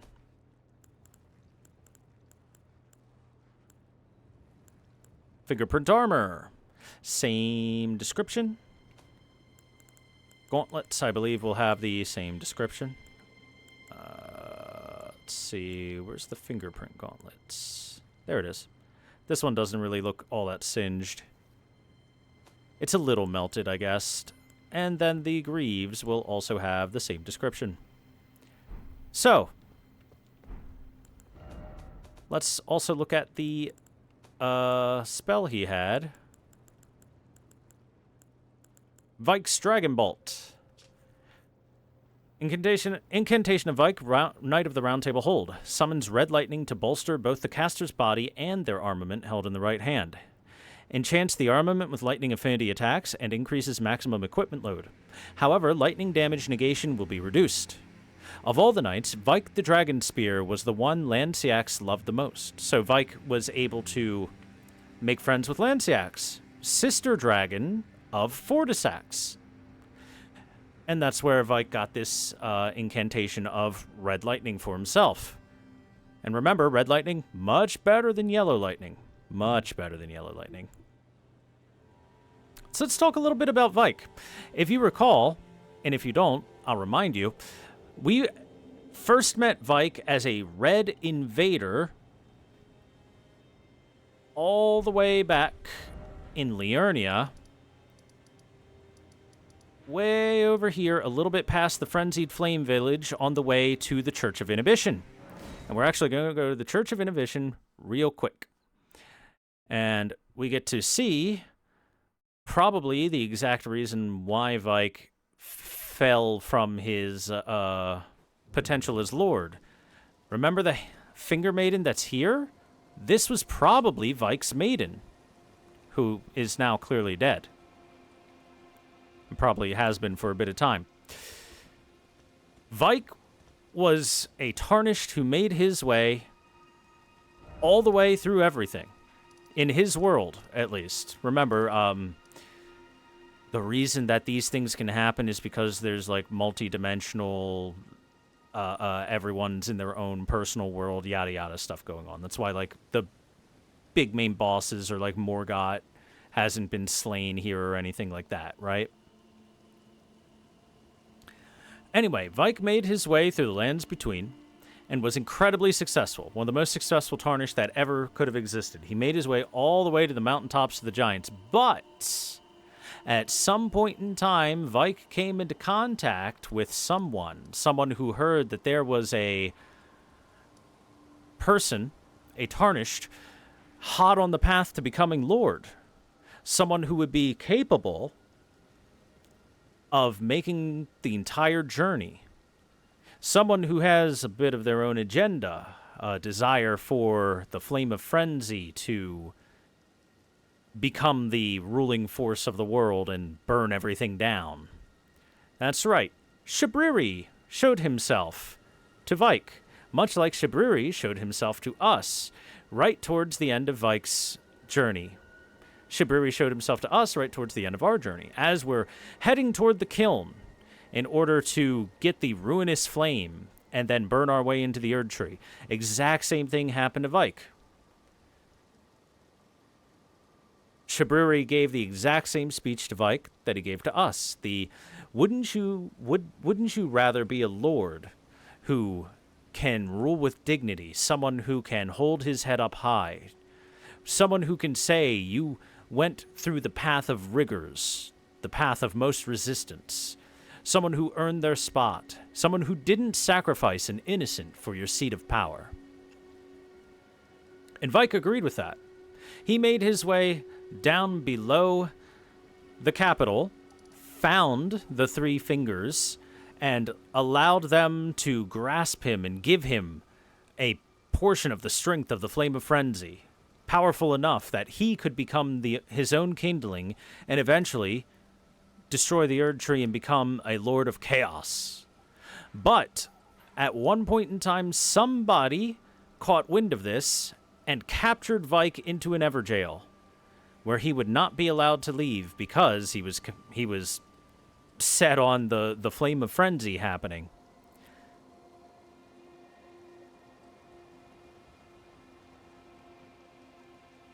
Not sure who could have done so. Hell, maybe it was Gideon Ofnir or something. But somebody caught wind of Vike's plan to burn everything down and was like, wait, I live in the everything that you're trying to burn down. No, let's not do that.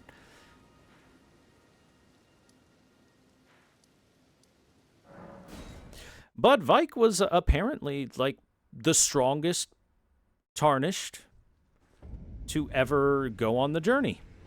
Up until the part where he got seduced by the sweet words of Shabriri, like, hey, man, you definitely shouldn't do that. Why would you kill your maiden? That's not cool, dude. Everyone's gonna think you're a real uncool guy for sacrificing a woman in order for you to sit on the throne of Lord. Is that what a true Lord would do? No, of course not. Instead, you should become the kindling. You should take on the Flame of Frenzy. You can handle it. Unlike all those others, you can definitely handle it. You've proven yourself so powerful. And thus you can become a lord who has earned his keep. And then maybe that time Shabriri didn't start going, and become a lord of chaos, may chaos take the world, and all that stuff.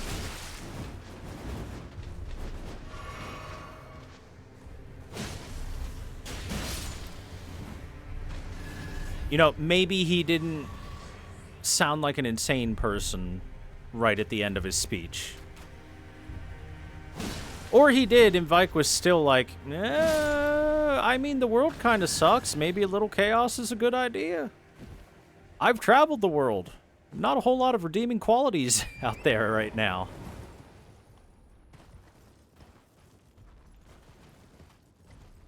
I'm gonna kill you.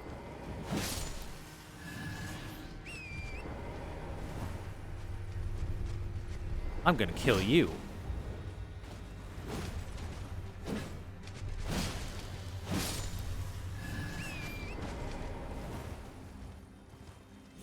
His maiden also found out? Well, of course.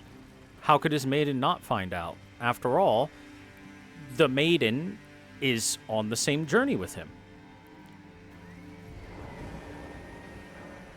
Falling snow marks something unseen.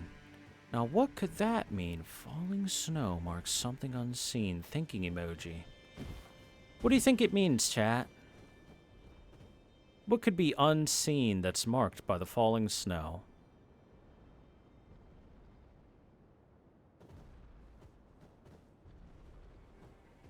Oh, it's that giant down there stomping around. That's what that noise is. I was confused for a bit. Could it be the other way? The maiden got killed and frenzy was the only way. I think not. And I think that's because of the fact that the, how do I want to put this? The exact same speech would have been given to us as was given to Vike. It seemed like a really practiced speech. Anyway, the falling snow unveils something unseen. Let's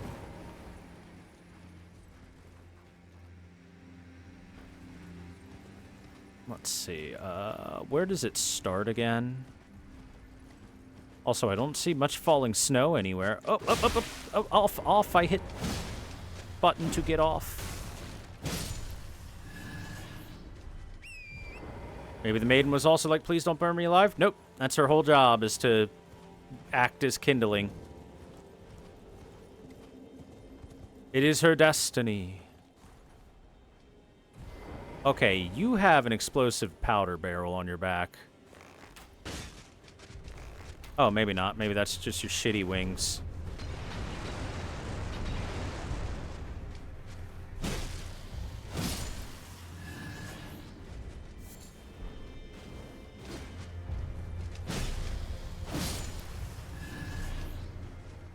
Nope.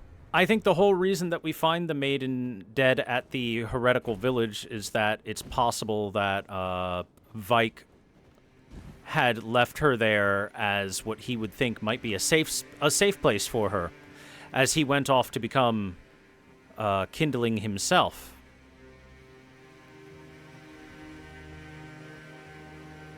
Clearly, it wasn't the safest place out there, next to all the crazy people.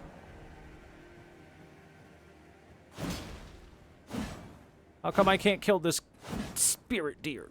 Eh. Okay, anyway, where the heck does this start again? So I know what this puzzle is. I forget where it starts.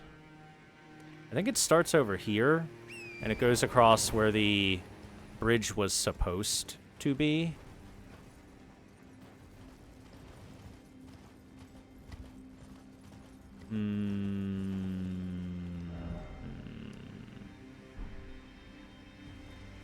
But there's no falling snow right now. It's like the game glitched out or something.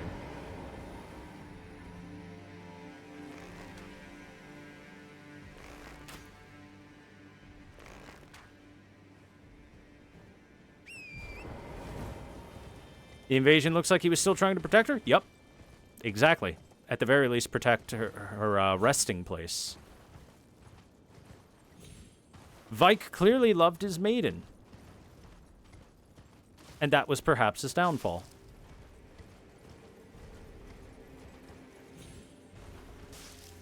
I could be at the wrong starting spot. Maybe it's over here.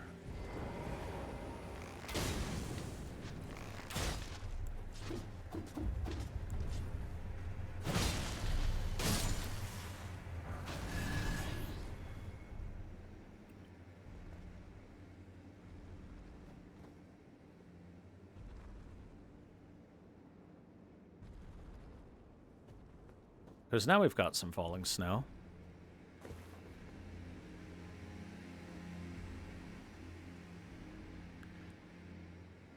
If only he had loved the Dragon Lady more. Yeah, exactly.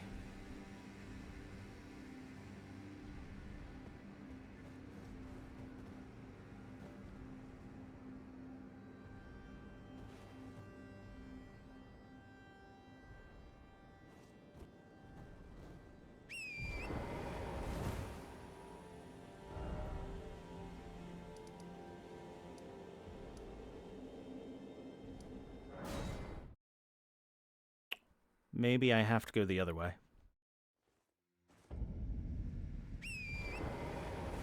Maybe that'd make it easier. I might have been starting from the wrong side. Yeah, you know what? I remember doing this now. From this direction. Falling snow marks something hidden. Basically, it's trying to tell you there is a hidden path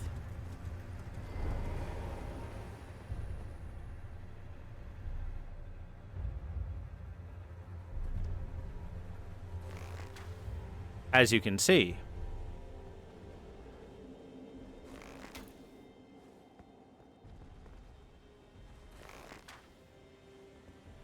So there's multiple ways that you can make this safe for yourself. You can also use rainbow stones, which is the traditional item to use in these games for hidden pathways and walkways. Because you plop it down and it makes a nice little shiny for you.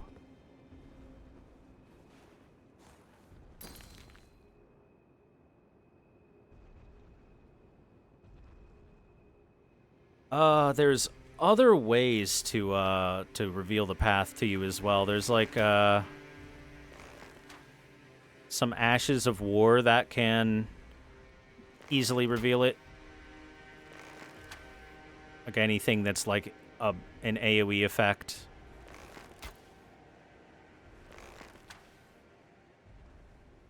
Oh yeah, if you're playing online, I'm pretty sure the bridge is just going to be filled with messages. Up.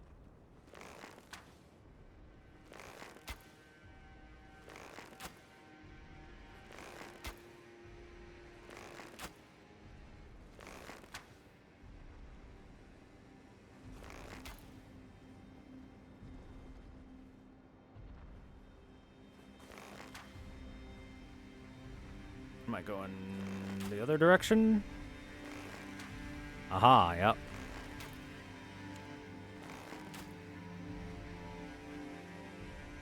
Yeah, and bloodstains as well. It's a little bit of a winding path.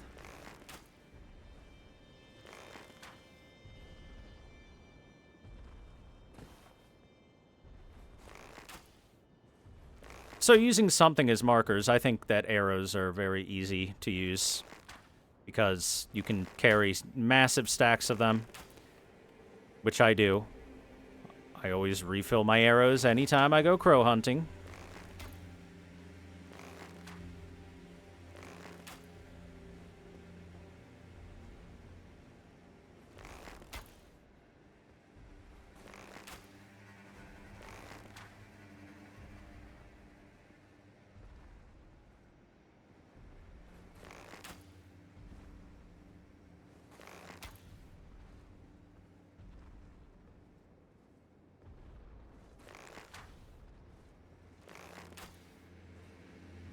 By the way, something weird went down with this. The falling snow is supposed to, like, gather on the spots to show you some safety.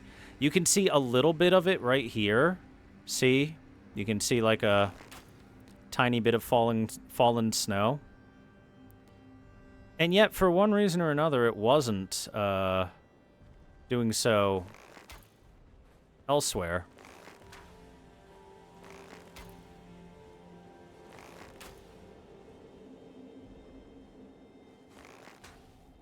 Tink.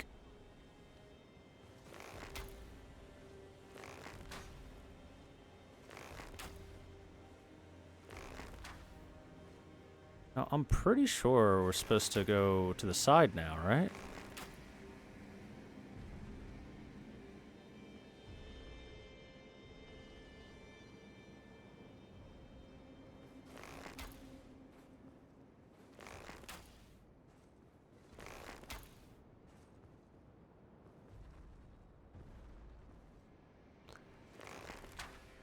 That ain't it. That ain't it.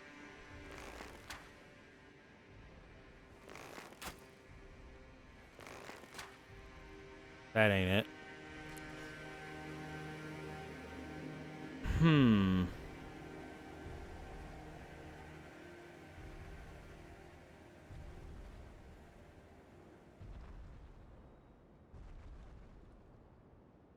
Did I maybe go too far past the ramp? That's possible.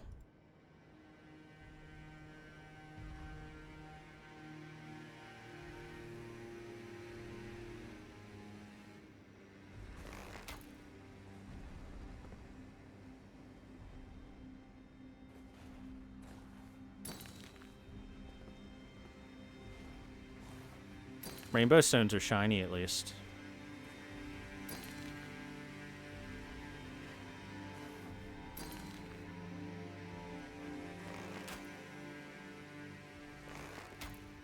Aha!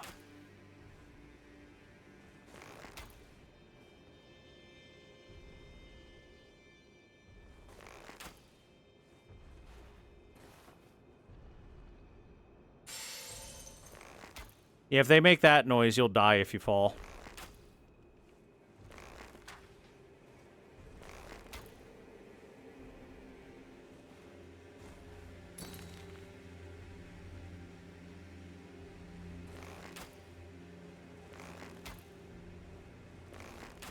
I'm almost out of arrows.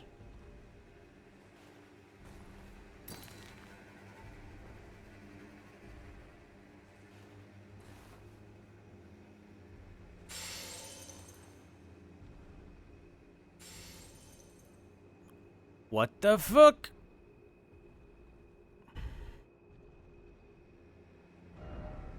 Alright, I'm gonna refill my arrows and try again.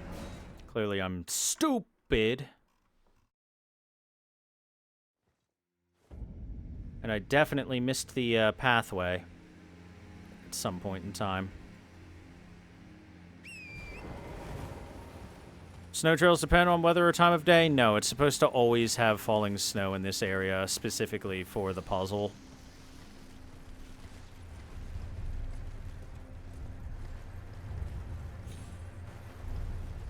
But like I said, there's something a little bit funky about it.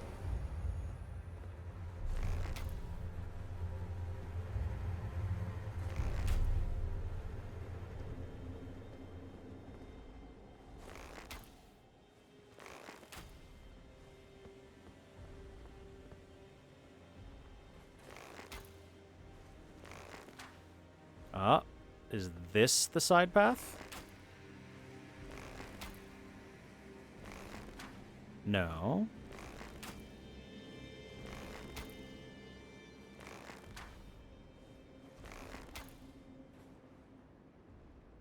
Maybe. I'm not sure how close I need to be before the path branches out to the side, you know what I mean? I think I need to be a little closer. By the way, hey, we see a tiny bit of falling snow here. Maybe this is the indicator. Or maybe not.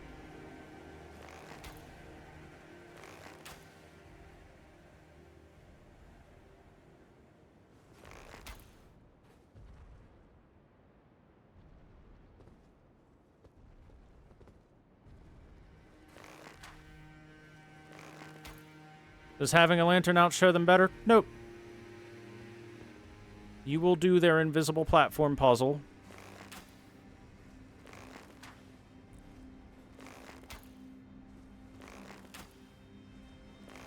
And it will be annoying, and you will like it.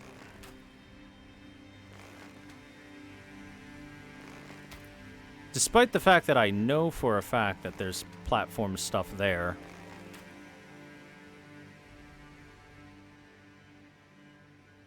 Okay, am I close enough for it to start branching to the side or not?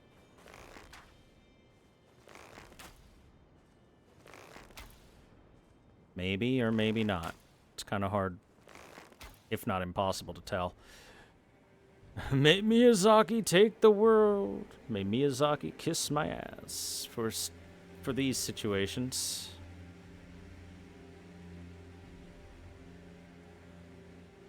And the real problem is that once you do get to the like turning point for it,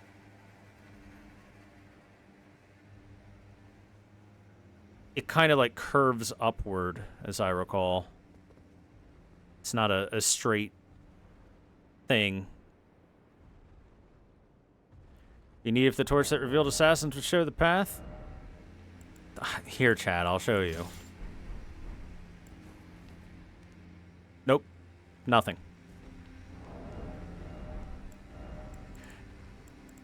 It would make sense for it to, because it's supposed to reveal invisible things. But it does not.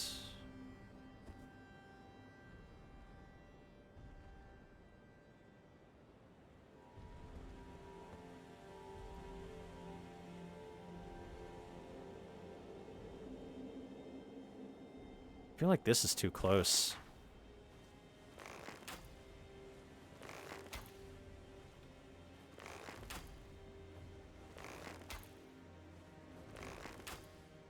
This has to be too close to it. Before the turn upwards. Because if I just do this, as you can see, we just fall right off.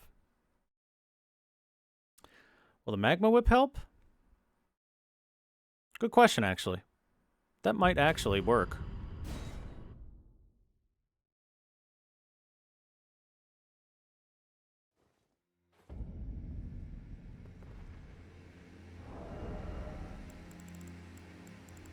We'll give it a shot.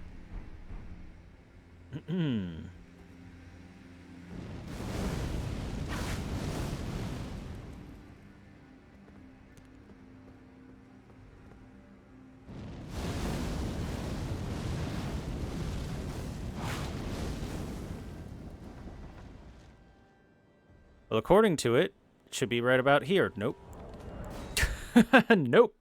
I don't think the magma whip works. I think the magma just kind of floats a bit no matter what.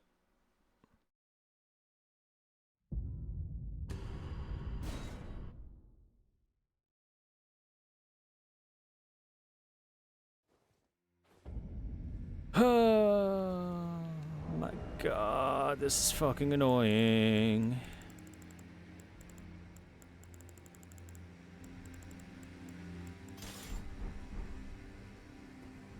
If only their proposed puzzle solution of falling snow will show you the way actually fucking worked, instead of not at all. Because I know how the shape of this goes. There's a gently sloping, curved route that looks kind of like that. But I don't know where it starts! This is my closest guess.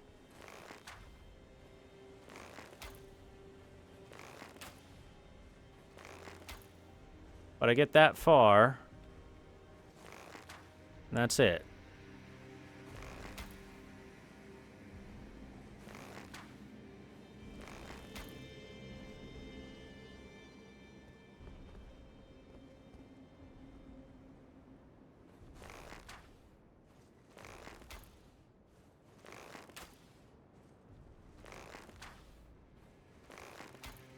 Alright, I'm looking up a fucking video. This is really dumb.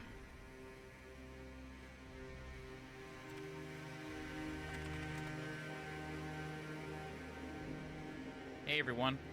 Hey everyone.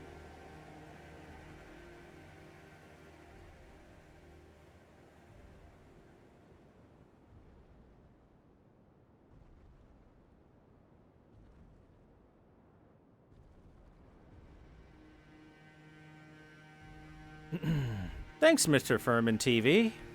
Welcome to Frustrating Puzzle. Thank you for the raid. Hope your stream went well. Here?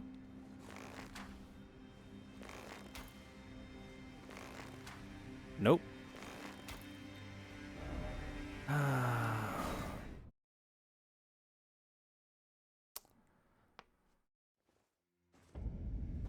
Maybe if I change time of day, maybe it'll be easier to see. Beep, beep, beep, beep, beep, Figuretto. La la la, love, I, And thank you for the follow. I'm sorry I'm a little surly right now, but I am not happy with this puzzle because it's not working the way it's supposed to. Beep, beep, beep, beep, beep, Figuretto. La la la, love, I, And thank you, Elite Rodent, for the follow as well. See, the way this puzzle is supposed to work is falling snow is supposed to gather on the invisible bridge here so that you know the direction and everything of the invisible bridge. And now it's not even snowing, so it's extra bad. But the invisible bridge will go straight forward all the way to this wall, but that's not the solution. There is a part where it curves upward to that balcony right there, but I can't find where the curve starts. And you're supposed to be able to see fallen snow gathered on the bridge itself. You can see like a tiny bit of frost right below my feet. But it's not showing up where it's supposed to. Any reference in the valley below? No. It is all supposed to be in the sky. And as you can see, we can't see a damn thing that looks like fallen snow on a pathway. Ah! That is annoying as hell. Thank you, FromSoft, for once more making an invisible bridge puzzle. And I don't mind them too badly, except for when they have sudden sharp turns like this and don't work properly. Can the bow help? I've been using the bow to mark the pathway, but I can't find the start of the turn. If you don't find the start of where the turn is, you'll never be able to do anything with it.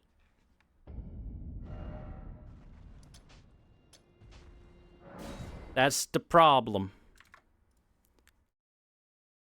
If I was sitting here online, then there'd be like 300 messages written on where exactly the turn is, and there'd be like 20 blood stains to mark the path, and it would be extremely easy.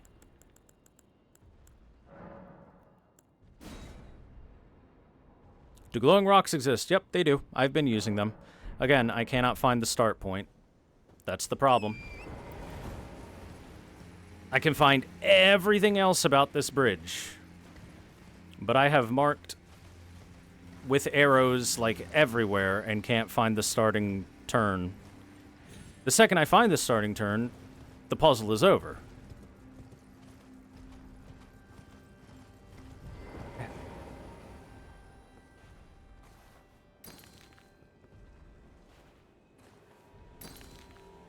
Oh, is this it? Nope. Nope.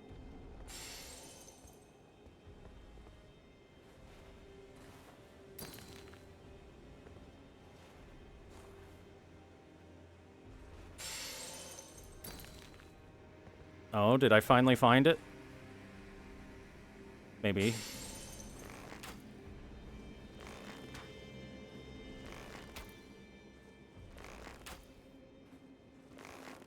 Aha! I think I might have found it. No, this isn't curving upward.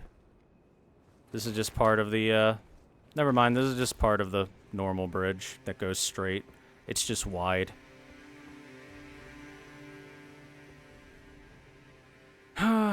Where can I buy rainbow stones in Elden Ring? Let's find out. I'm just gonna need to use 99 rainbow stones or some stupid shit.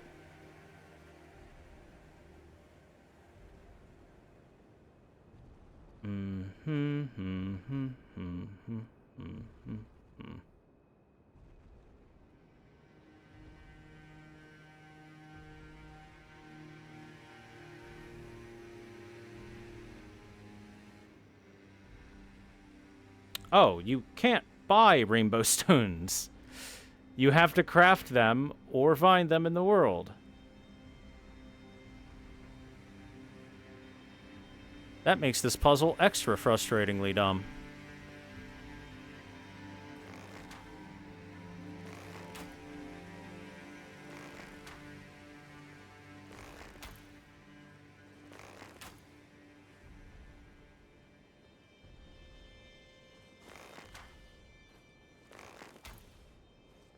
By the way, despite the fact that there is a path, like, right there,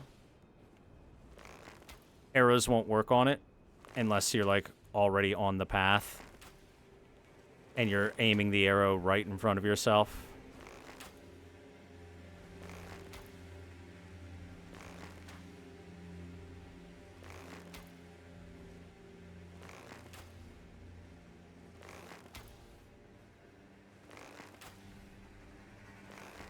Oh, did I finally find the stupid thing?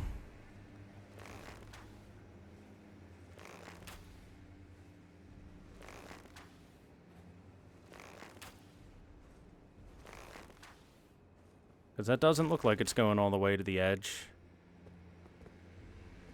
Ah.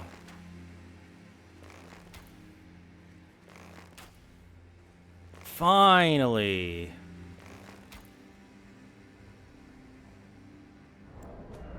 Oh, barely missed it. The frost showed up on the bridge the moment I started walking on the spot it's supposed to show for me in the first place. Oh my god. FromSoft, at least make sure the stupid puzzle works in the first place. Now the frost is showing up. I had to first step on the place that the frost is supposed to show me exists before the frost exists. That is just not functional. That's what that is. It is just not functional. Okay. Okay. Oh, yeah. See, I didn't have this problem on my first playthrough of the game, which is the only other time I've done this puzzle, because I was playing online and everything. Invasions and everything available. And when you're playing online, there is a trail of blood and messages that'll show you exactly where to go. And then, you know, when you just step onto where you're supposed to go, and then you can see a little bit of snow under it, you're like, oh, okay, so that's how the puzzle works. But now that I've tried doing it without those, all I've been informed of here is that the puzzle doesn't work.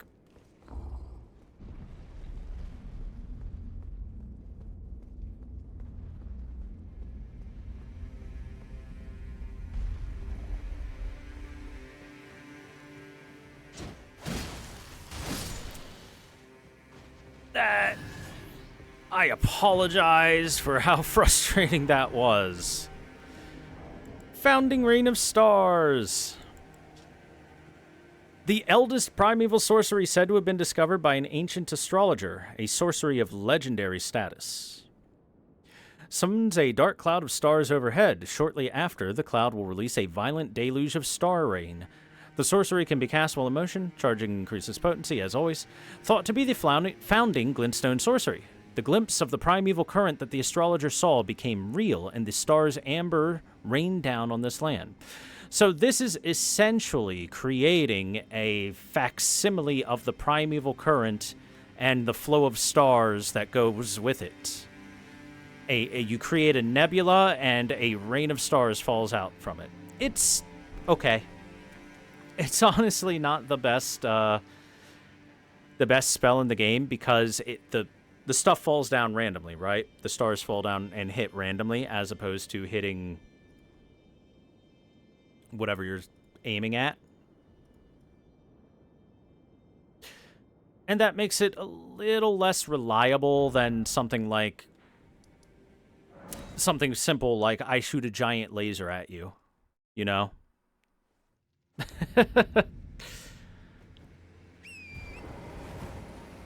Yeah, there's lots of stuff in this game. I've seen it all at least once before. It's a matter of, by the way, I think I forgot to grab the Hoarfrost Stomp axe at some point in time.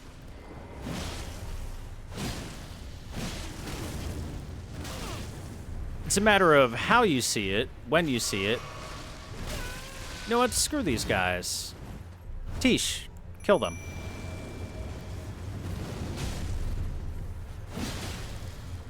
Well done, Tish. Keep killing them.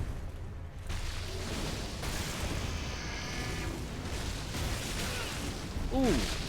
Big Briars of Sin. All the damage.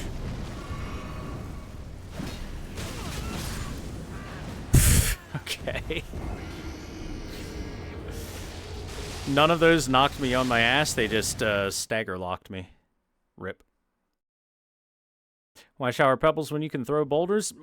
Again, like I said, why do any of that stuff when you can make the choice of shooting a super laser that will do incredible damage?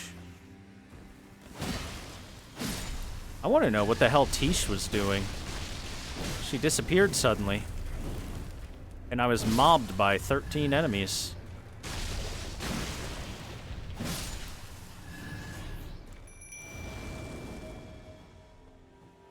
Alright, Tish, stick close. Don't go disappearing on me out of nowhere this time.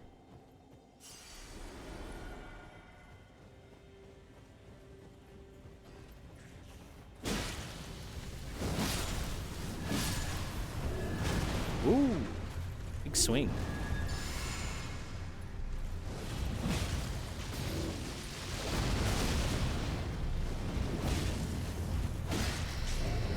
Uh-oh. Ow.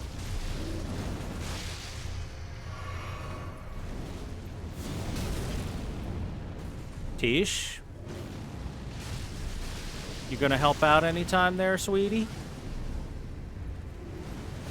There's some very large, angry man smoke shoveling at me.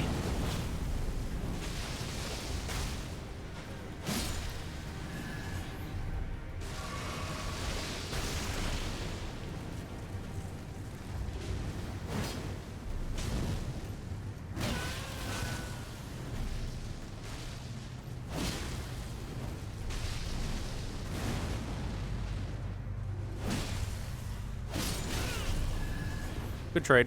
I'll eat that hit.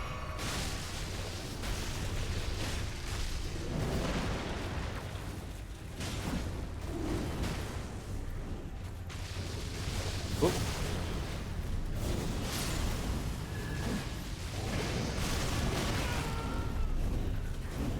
Undodgeable! Because I couldn't dodge backwards away from him.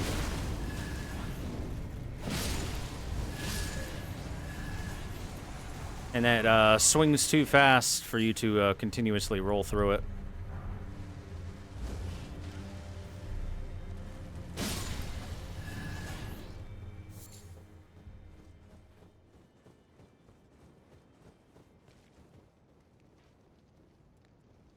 Peekaboo.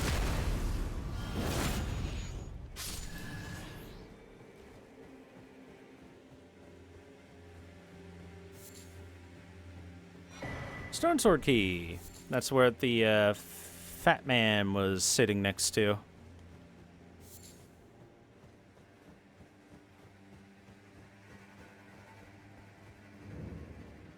The Guardian's Garrison.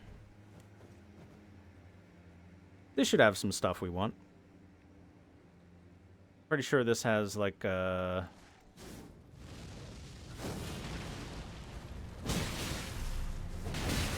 why has that Flame Guardian got a, like, special name on him? Ow. Anyway, I think this has, like, an armor set in it, if I remember right.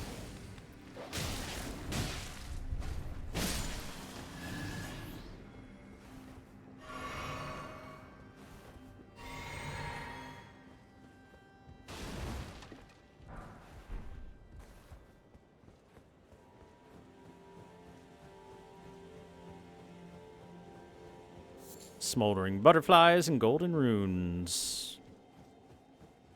Smoldering butterflies are always found near the fire monks.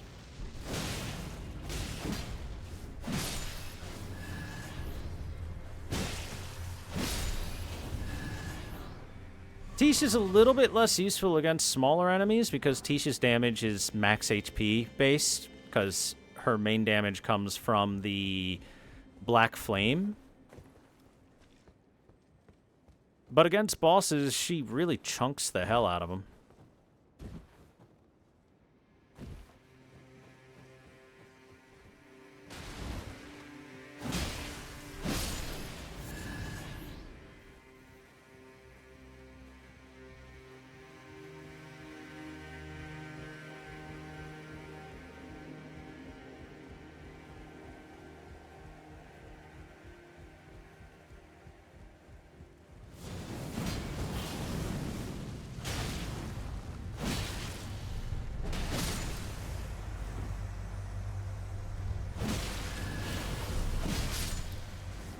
Nice.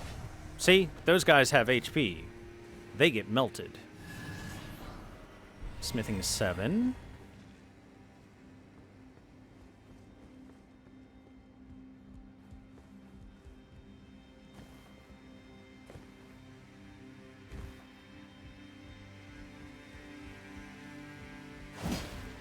Notice that these guys were down in prayer and are completely coated in brambles. Which, as we learned, is a heretical sorcery practice. The Blood Star, as they call it.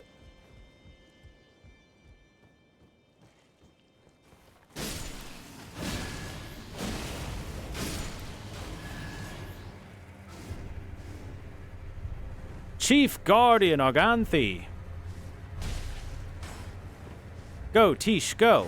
Go, Tish, go. Go, Tish, go. I believe in Tish. I think she's got this. She'll solo. I said she'll solo. Let her solo. Hey, it's our favorite pyromancy. Pillar flames. Or flames of pillar. Pillars of flame, etc. Tish, if you use your black flames sometime this century, you might hurt him. Alright, that's enough.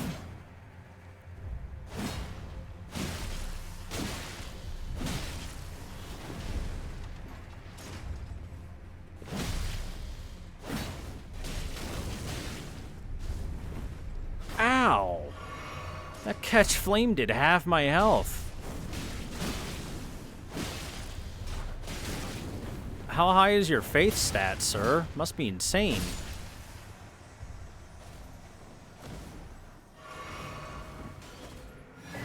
Give me the one-eyed shield.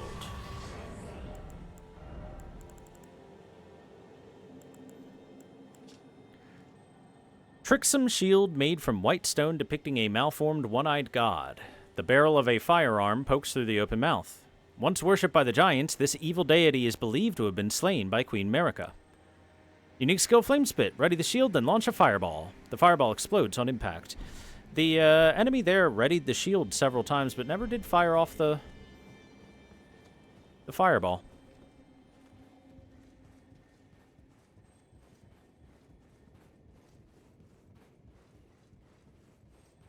You saw there with that fight how Tish can be a little hit and miss. If she never does her black flame attacks, then her damage output is extremely low. She's very hard to hit, which is nice. She's got longevity because she dodges a lot, but if she never does that, she'll just never do damage.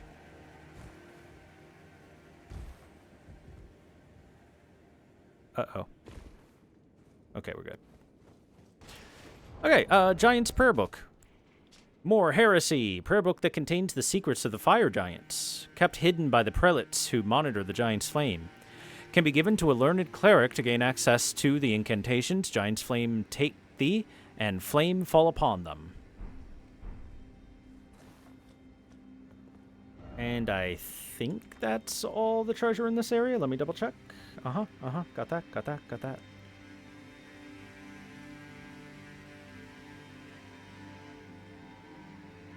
The only thing left is the scarab that we heard shining around.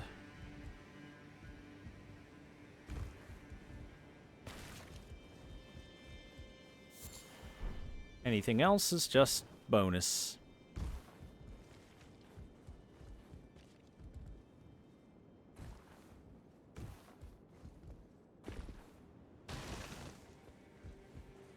Alright, the assault on this fort has been completed. We win! Hooray!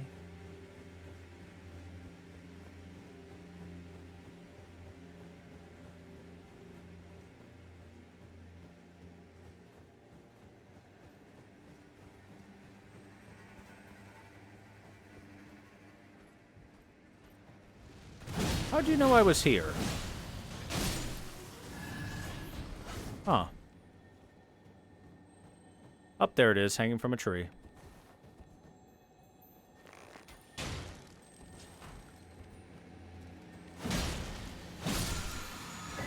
Ash of War, Prelate's Charge. That is...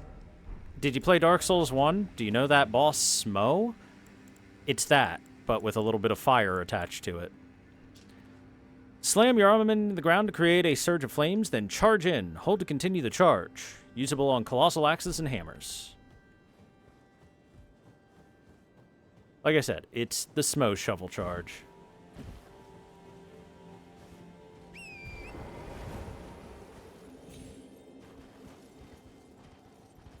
Notice that their, I guess, religious iconography that they have all have a depiction of like a single eye, a bunch of briars twisted and reaching toward the sky, and sharp sides. Goodbye, Tish. It was nice having you.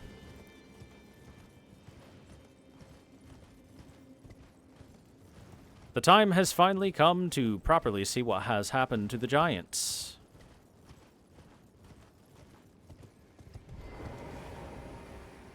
The answer is, as you can see.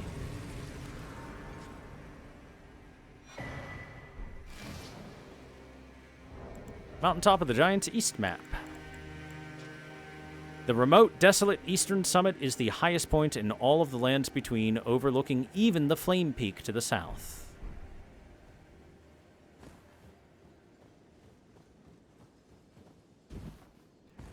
Here are your giants.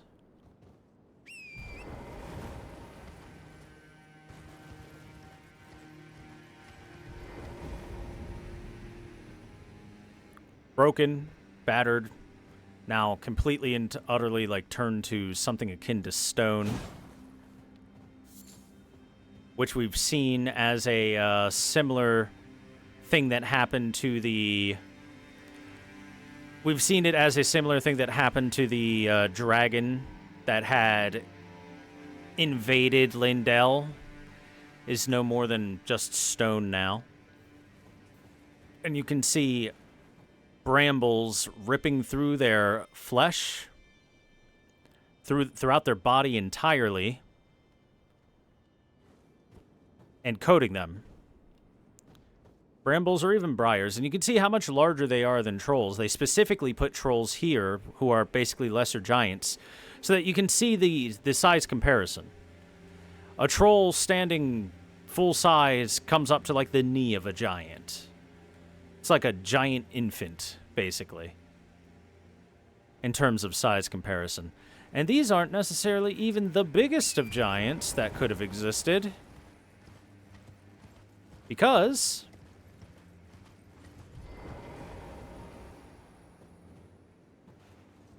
if we take a look at the... Okay, it's a little hard to see. I gotta back up a little more. Back up on this chain. I like the chain bridge. Chain bridge is cool. If we look up at the mountain, we see a massive skeleton that is built in with the rocks. We've seen skeletons of similar size before in Caelid. We've seen skeletons of similar size before in Nokron and Oxtella, the Eternal Cities. And I guess what this indicates is that these are giants, and that giantism could make them like the size of mountains themselves, that human-esque creatures could grow into at some point in time. Like, look how huge this thing is. Its skull is the size of one of these full-grown giants, which are like 5 or 6 times the size of a troll. A lesser giant. Like, that troll is the size of this thing's nose, I guess. If it had flesh.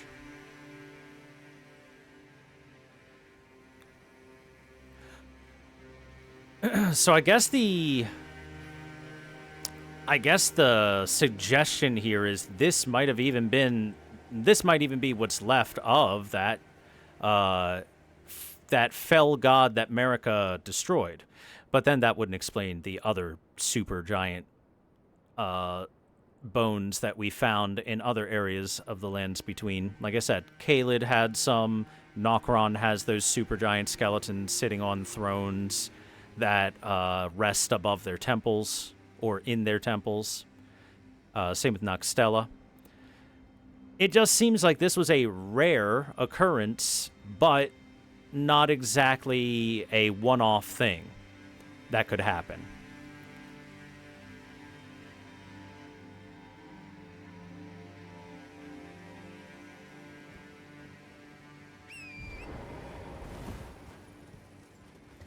It could also mean that they thought supergiant skulls were really cool and they didn't think about the meaning behind, you know, the existence of something that massive and how that could possibly work. There's also that possibility. Remember, at the end of the day, sometimes they just include things because they think it's cool. So maybe those giant skeletons and skulls and stuff aren't because these things actually existed at some point. They might have just been because the art team thought, I want to make a giant skeleton hewn into these mountaintops because that looks awesome. You do have to remember, not every single thing is perfectly crafted lore. Sometimes the rule of cool wins out.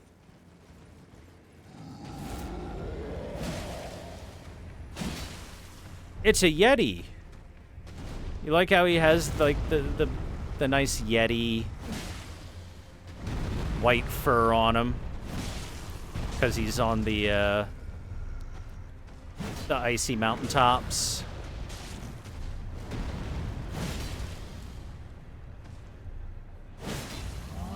How have you not fallen yet?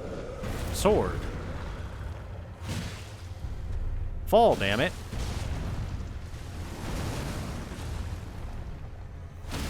Thank you.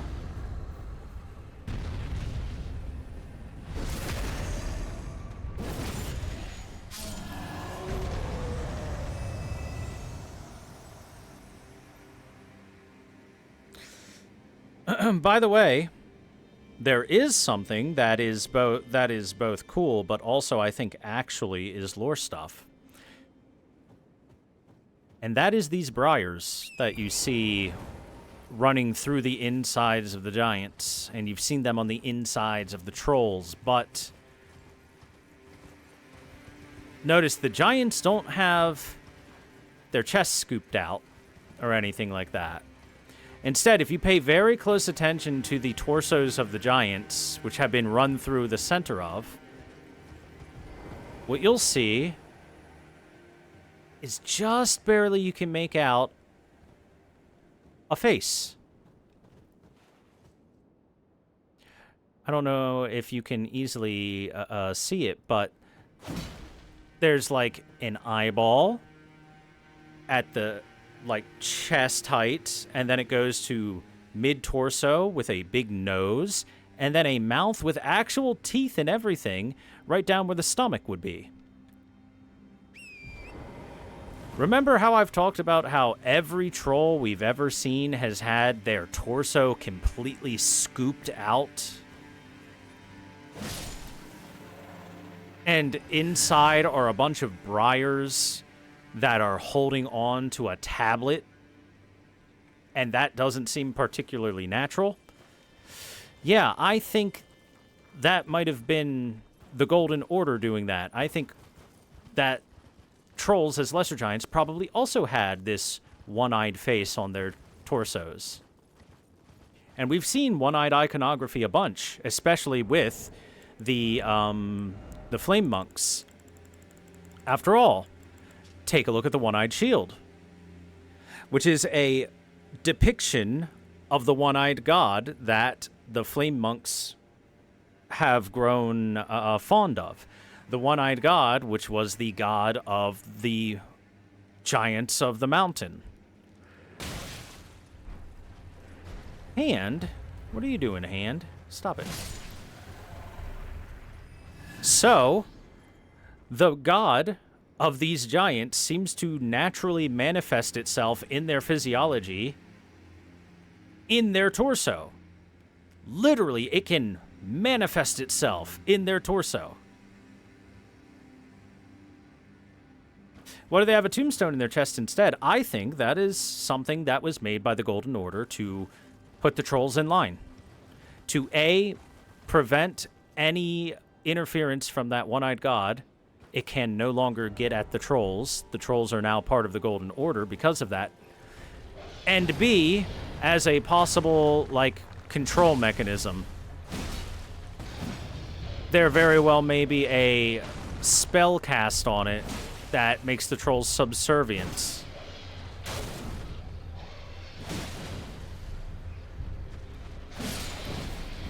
Remember when we went to America's bedchamber and there were a million billion tablets just hanging about, and I said, you know, those might be the exact same tablets that are inside the chests of trolls.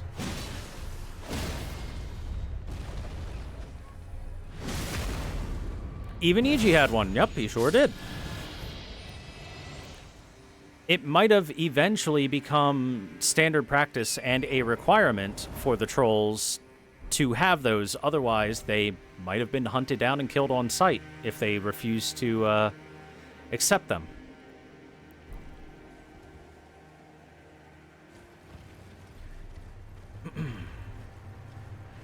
As for the hands that we see here that are crawling around, these are made, especially the big ones, are made by taking pieces of giants and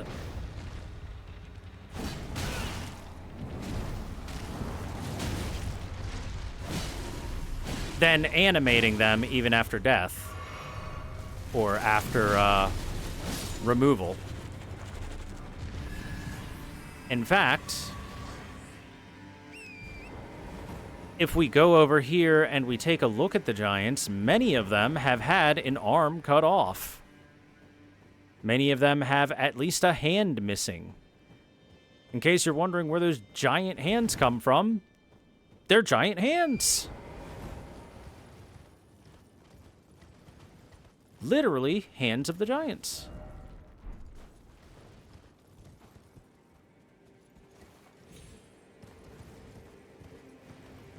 So yeah, we've been seeing like little hints about the giant people ever since very early in the game. It's not too far into the game where you can find your first troll, and that troll, as with all the others, has their torso scooped out, has briars inside of their chest, and has a tablet embedded in there to, like I said, more than likely keep them subservient.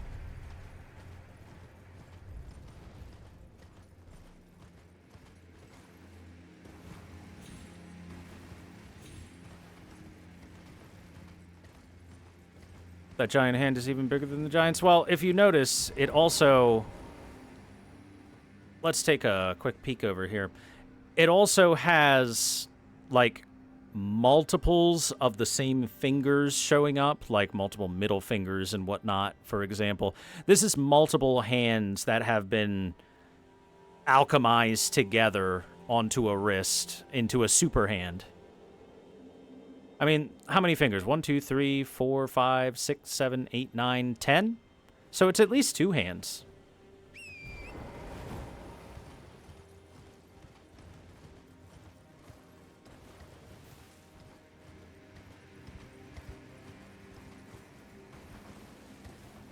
Look at this. It's kind of hard to see the statue up there, unfortunately.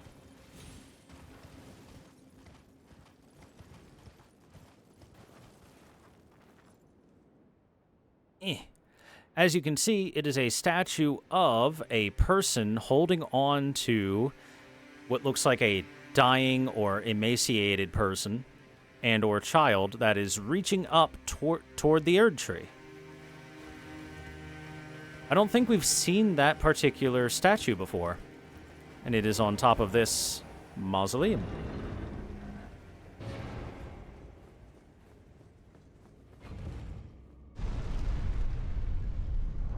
Okay, time to change weapons again. My weapon OCD demands it. How about the scythe? Scythe me up, daddy.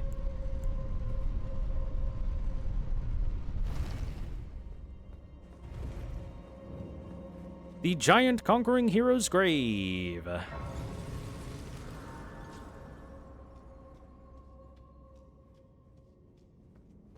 Unless, of course, this isn't a skeleton dungeon. I actually don't think it is a skeleton dungeon.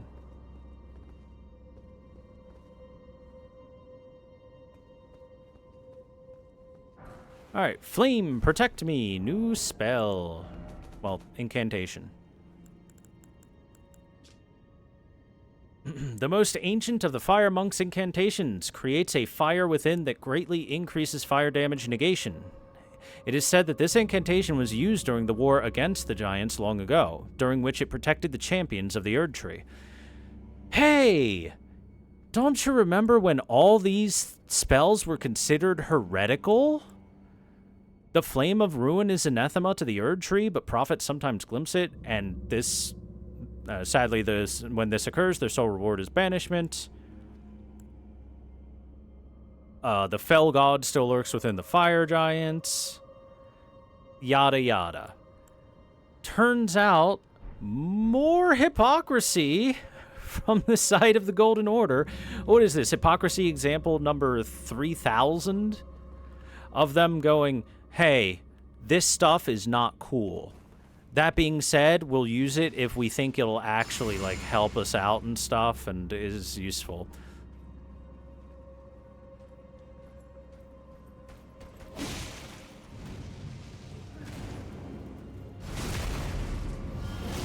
I've come to reap your soul.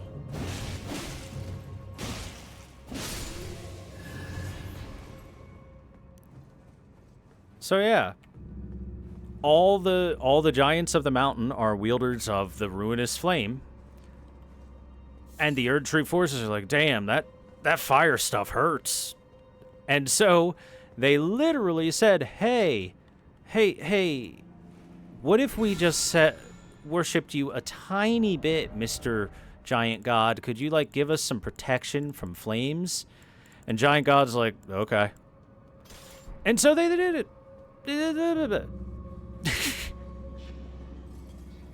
More hypocrisy. Infinite hypocrisy. Unlimited hypocrisy works. Hey, wait a second. Wait a second now. You're a phony. You're nothing but a dark specter pretending to be an enemy. I bet you can't even hit me. After all, I can't hit you. How fair would it be if you could hit me? Oh my god, it can hit me. The answer to how fair would it be if it could hit me is not at all. But it sure can hit me. Alright, let's, now that I have demonstrated, you see, hey, shiny. Shining light. And once the enemies go into the light, they are no longer protected by shadow. And I can bonk them. Which means you need to move your ass up here. Come on. A major religion built upon hypocrisy? I'm shocked. Shocked, I say. Come on.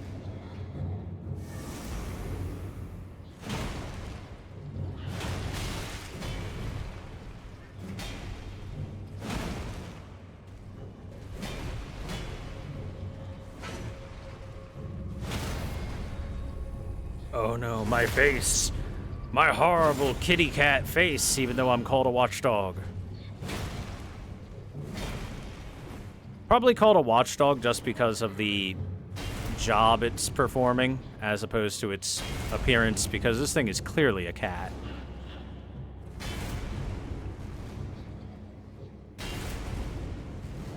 And 3 and 4? Oh, yep, you did 4.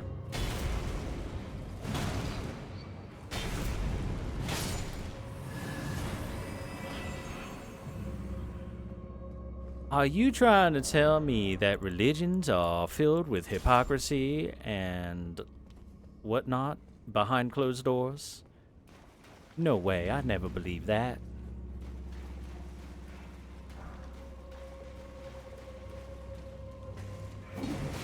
By the way, as you can tell, the gimmick behind this particular dungeon is this is a Legend of Zelda dungeon, and the shadow enemies have to...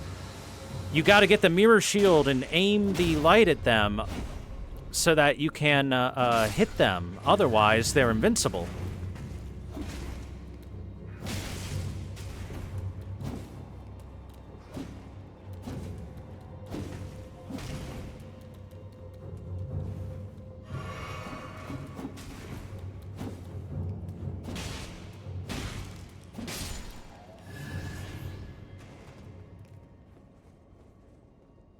Hey, look. A depiction of a troll warrior. with its stomach torso completely scooped out.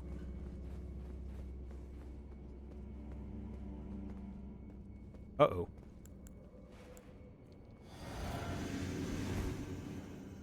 I meant to do that. Oh, no. It was safe the first time. Now it's not safe. I fix.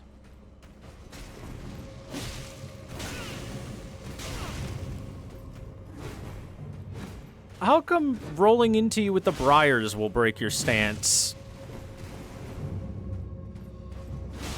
But the scythe won't. It's a scythe, man. It's like actually being used as a weapon.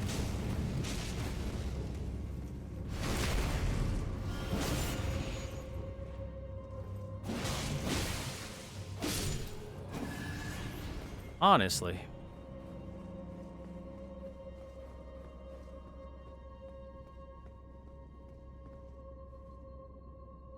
Oh, there is an upwards point. I'm probably going to have to make that go up at some point.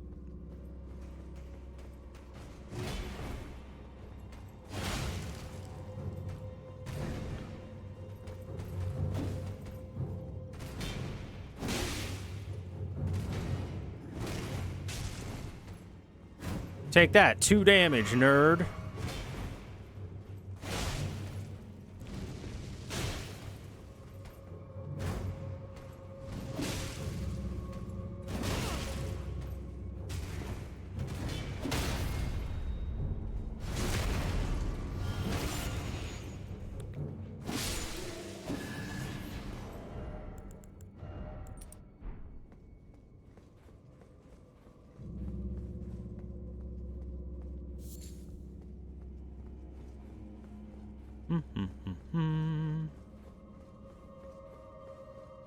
More stone sword keys.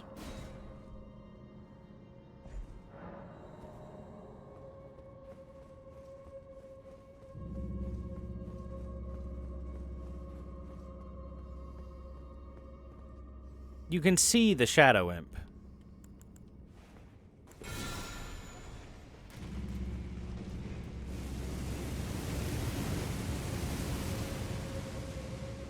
I don't know why the shackle activated them.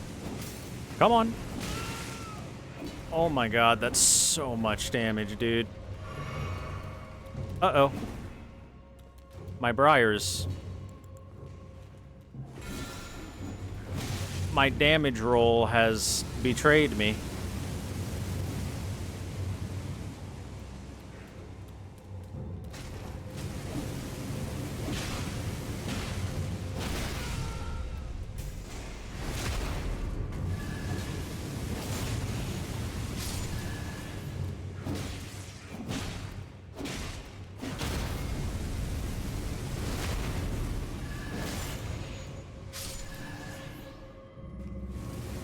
Oof, that hurt. Do I even need this for my equip load? I don't think I do. Just take a little bit of extra heal over time. Cranial Vessel Candle Stand. Oh, hey, look who's making his way up here. Let's deal with him, and then we'll look at the candle stand. Come on. See, this is why you're given a mirror shield in The Legend of Zelda, so that you can put the light on them from a distance. You don't have to lure everything into it.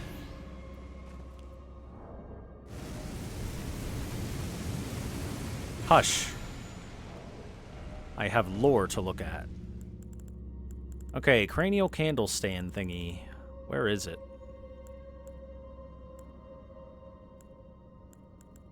There we go. Candle stand used in worship of Birak, the most hallowed monk prelate of the Giant's Flame. Concerned over the lazy arrogance with which the monks treated the flame, Birak severed his own head as a lesson to the others. Intending for it to be used as a candle stand, his faith yet smolders from within the cranial vessel. Unique skill, Surge of Faith. Set the flames of Birak's faith ablaze in the cranial vessel, then raise it aloft to rain down fireballs in all directions. Repeated inputs will continue to raise the armament aloft, continuing the attack.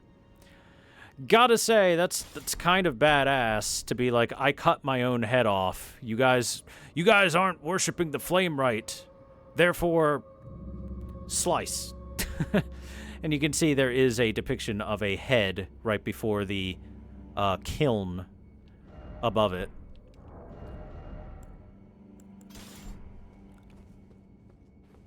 Hammer time. Actually, no. Back to my scythe. I want my scythe. I have used the scythe so little in this playthrough.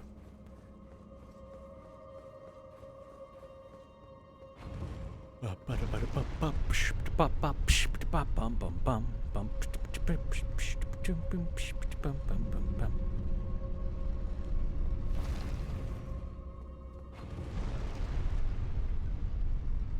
don't think there's anything below this, but I'm double checking. Aha! There is light! Which means that there are shadow creatures that are going to come attack us.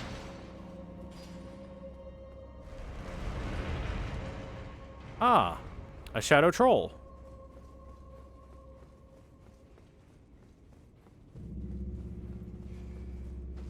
Come on, big boy.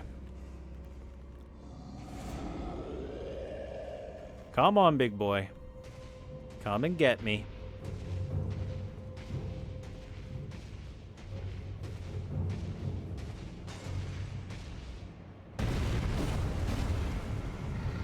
Huh? Huh? He's in it. There we go.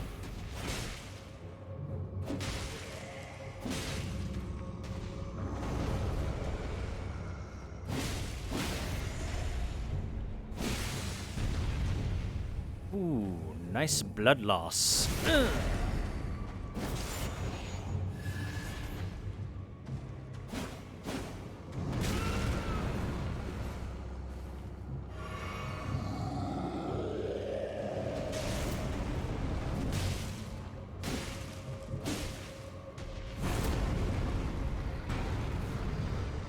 Up.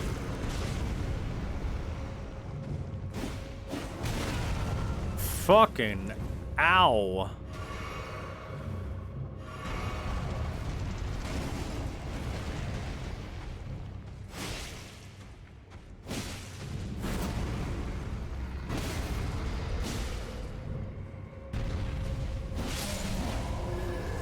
Somewhere a heavy door has opened.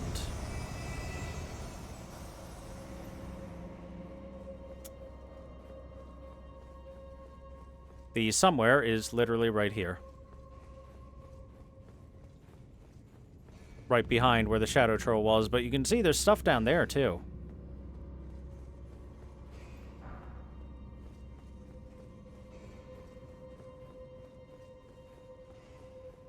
I think I might go down there and get that stuff first.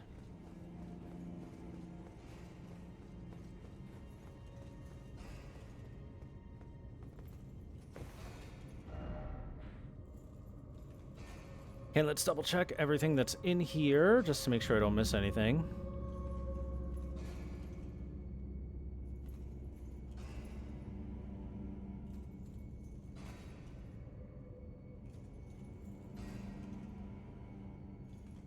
Okay, yeah, so I need that.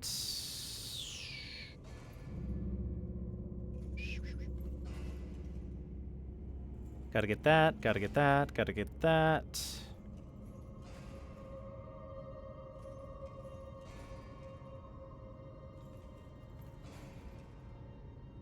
Got that.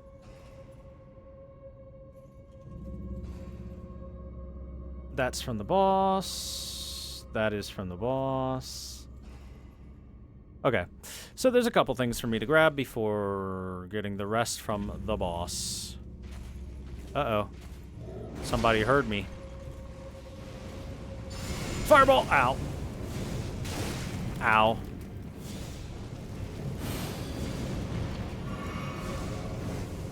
Hey, I also am worshipping the flame. It's granting me strength. You asshole.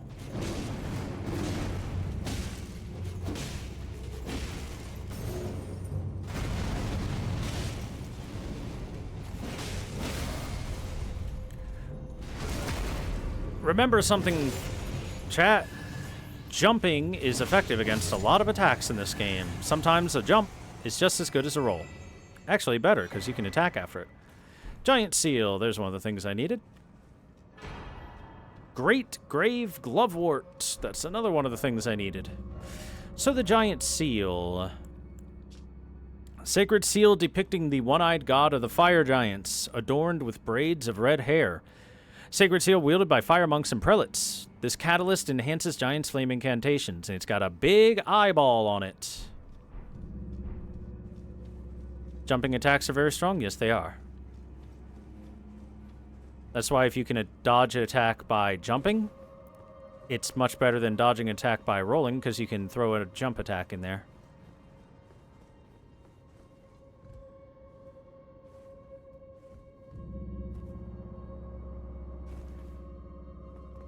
Oh, great. More shadows.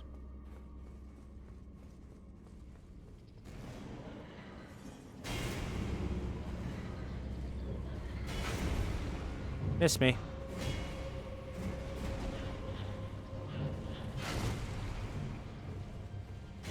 This is where the light would go.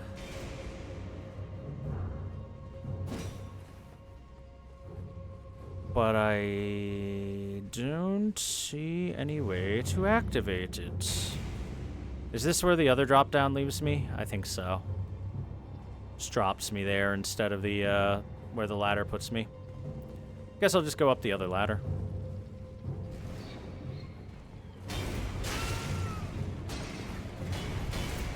I did a safety roll to make sure that the shockwave of the slam attack didn't hit me and ate the thrust instead.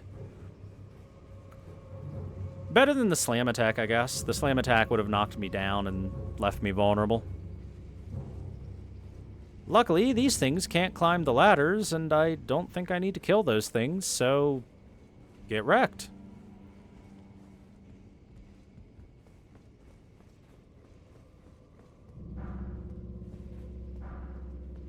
Brave Glovewort 7 and 8. Nice.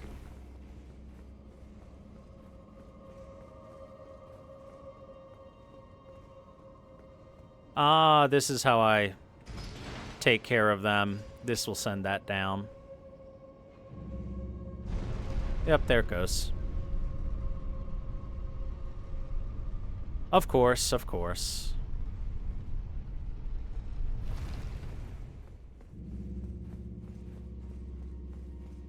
Well, I will attempt to just take care of the boss here. We'll see how it goes with my 4 heals.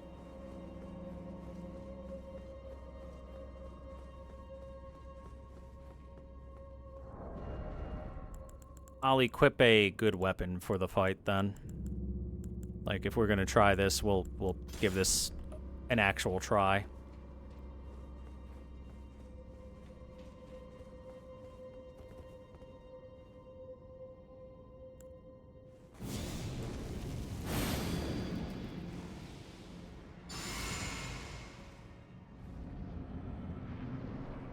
Oh, Ancient Hero of Zamor. Right, it's you.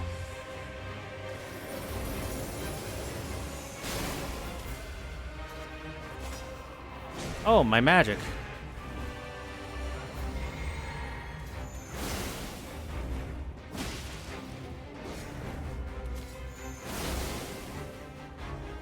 Come on, you floaty bastard. Just eat this. Over and over again.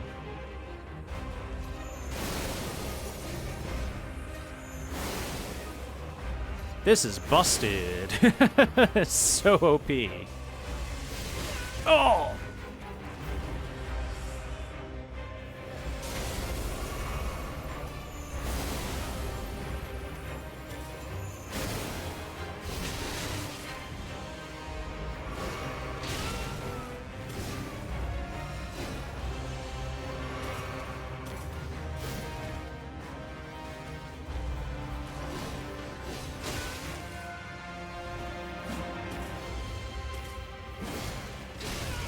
How did he get iframes, I guess?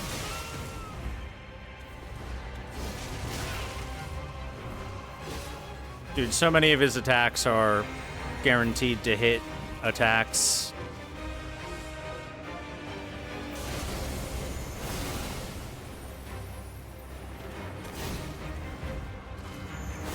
All right, we'll just cheese him the whole way.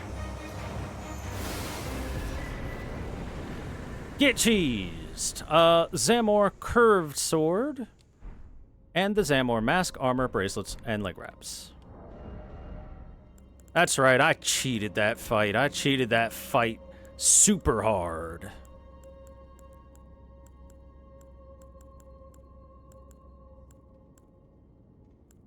There it is, Zamor curved sword. Weapon wielded by the Knights of Zamor, who earned great renown during the war against the Giants. In apparent devotion to winter, the curved blade is styled after an icy wind and imbued with a powerful frost effect. Unique skill, the Zamor Ice Storm. Plunge the curved sword in the ground, building and power up before unleashing a freezing storm that batters the surroundings.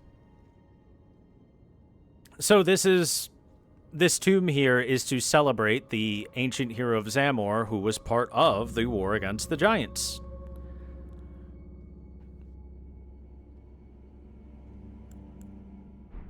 And the Zamor set we also got.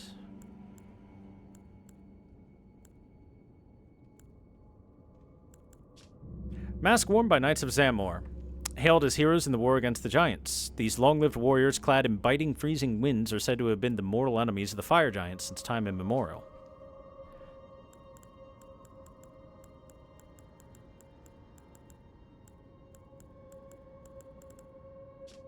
And I think all of them say the same thing. But the whole reason we find that set and everything here is that this was a mausoleum, a memorial, built to honor the allied forces of Zamor and even the trolls as well, which is why you see carvings and whatnots of trolls down there, who assisted the Golden Order in defeating the Giants. Cheesers get the bonk. No. Hey, anyone can go grab Moonveil and then spam the, just spam the Transient Moonlight weapon art. It's available to everyone. I will absolutely admit it's cheese, though. That is, some OP bullshit.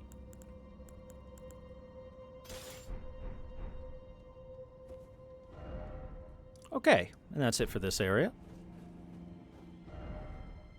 I don't believe there was anything else for me to grab.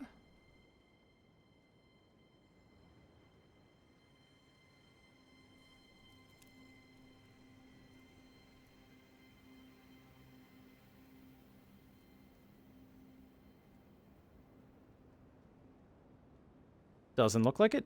All right, cool. Wonderful.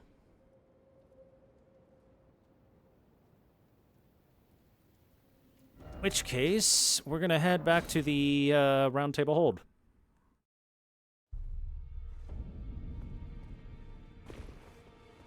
We've got some nice bell bearings that'll allow us to buy some good stuff. The Somber Minos Bell Bearing 3. The Ghost Form Pickers Bell Bearing 2. And we'll just offer the rest of them just to get them out of my hands. But now we can pick up smithing stones up to 6, somber smithing stones up to 6. That means we can upgrade any somber weapon up to a +6, no problem. Very easily. Grave Glovewort up to 6, and Ghost Glovewort up to 6 as well. Anything can become a +6. We can have as many +6s as we possibly want in the entire game. Every single weapon can be at least +6. Oh, and the regular smithing weapons can be +18.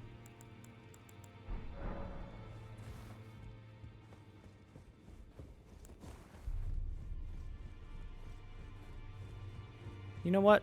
Let's buy some stuff, too. Let's buy some of those upgrade mats. Make sure I've got a bunch of each one.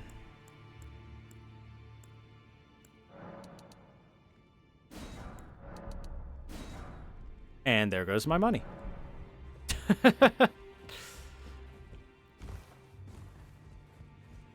That was fast.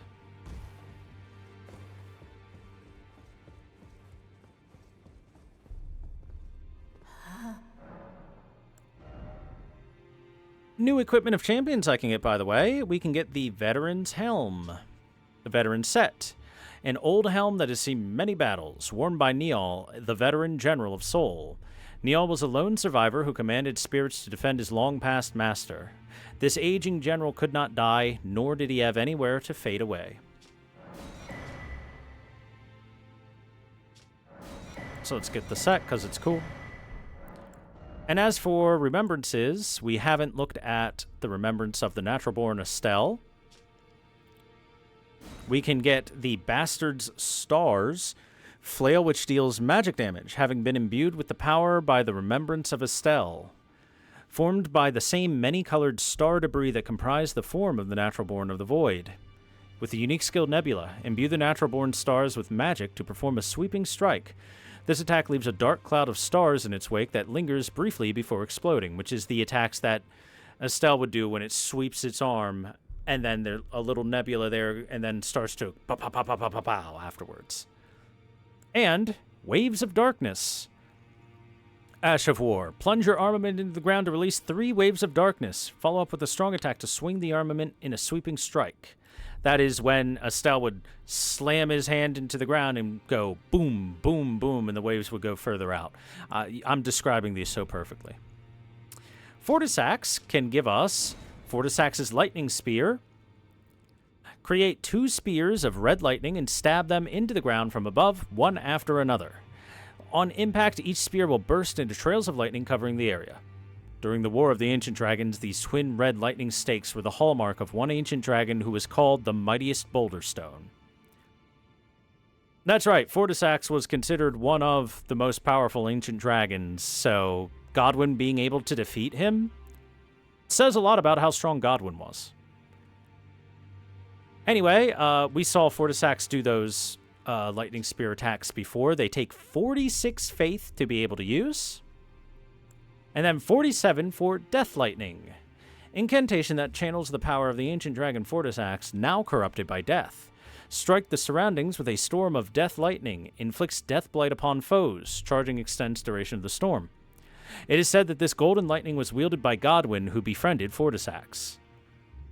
Well, you know, before it was corrupted by death. Out of these two, I think that the Fortisax Lightning Spear is slightly better. The problem with it is that it takes a long time to cast. Much like when Fortisax use it, you have to get it ready, float up into the air, and then you stab them into the ground. And enemies can just hit you and knock you out of this easily. It's not hard for them to do either. It's pretty easy for them to do. Now go. They'd be much better if they were faster casting. I don't think they ever got buffed to be faster from when I last used them. Well, I took you no matter to lay out your own. Like, I did a whole playthrough of mostly using that incantation. And it's strong. It does good damage. But, like I said, it has that very glaring issue of being really slow. I might use Wing of Estelle a little bit. Swing it around some. Where's Eleanor's Pole Blade? It's already +6. Make it a +7. Hell, make it a +8. We use that pretty often. What's that? Moonveil is calling to me. It demands to be stronger. After it just murdered that boss. Who am I to say no?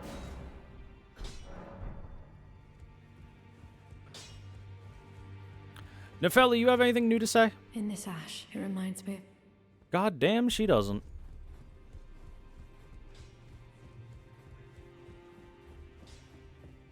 She just never has anything new to say, does she? Okay, we're going to go back to the Mountain of the Giants real quick.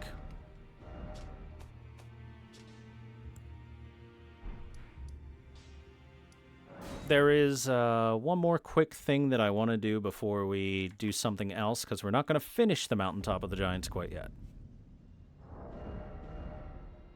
She was broken in your first playthrough? Yeah, Nephilim was broken in my first playthrough too, but that's because her entire quest wasn't completed when the game first came out. It was mostly done, but not entirely done.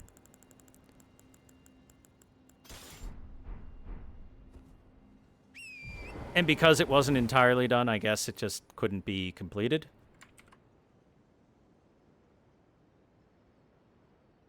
Let's see.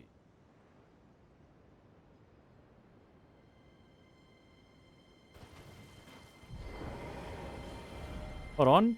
Maybe if we go to Godric the Grafted's Grace, we'll check if that'll move her or not.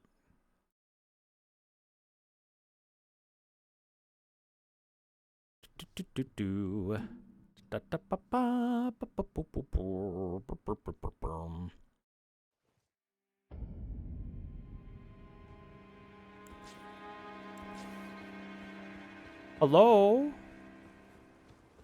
You're still here stomping on that? Now, I can I?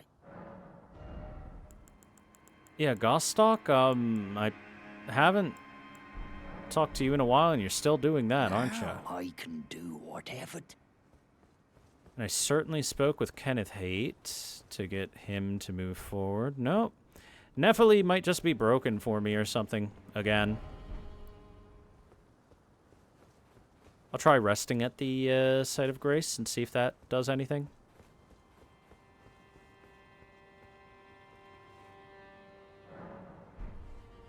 Nothing. Well. Kill Gostock and see if it works. You're not supposed to need to kill Gostock at all. At all. In fact, I don't want to kill Gostock. I'll try talking with Kenneth one time and see if that fixes it.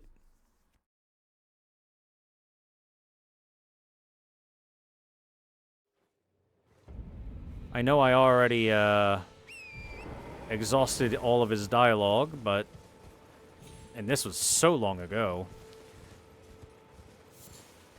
And besides that fact, you can just kill Kenneth Haight and should still be able to complete the quest lines. And I don't want to kill Gostock because completing his quest line gives us a really good item that we can get from him.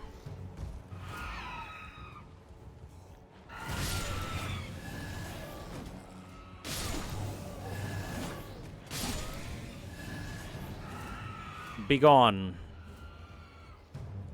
Begone, lesser beings.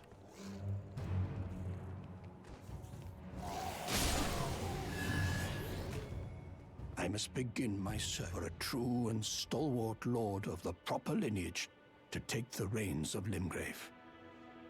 I must for a true and...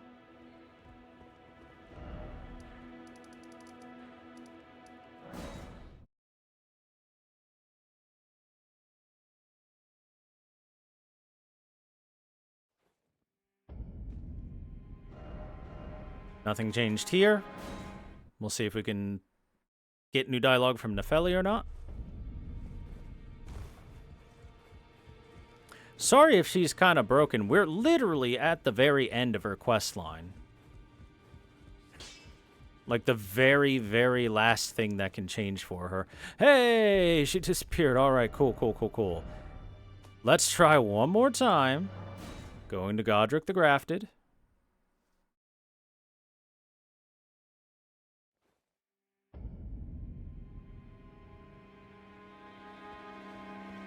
Hey, all right.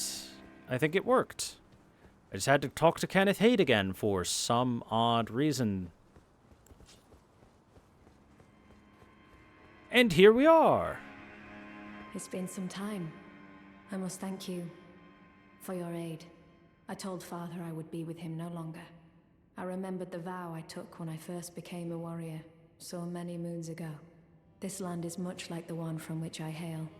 I will call upon the storm to drive away the foulness that has settled on the winds. Again, I am Nepheli Lu, warrior. Some call me by the title of Lady, but I remain the same woman underneath, though I have now abandoned my former guidance. I cannot express how much you've helped me. Ancient Dragon Smithing Stone. Should you become Elden Lord, I would gladly lighten your burden. I think that's our first one, too. Yep. Smithing stone made by polishing a golden gravel stone, a scale of the ancient Dragon Lord, and hidden treasure of Farum Azula. Strengthen armaments to plus 25, the maximum. The ancient Dragon Lord's seat is said to lie beyond time.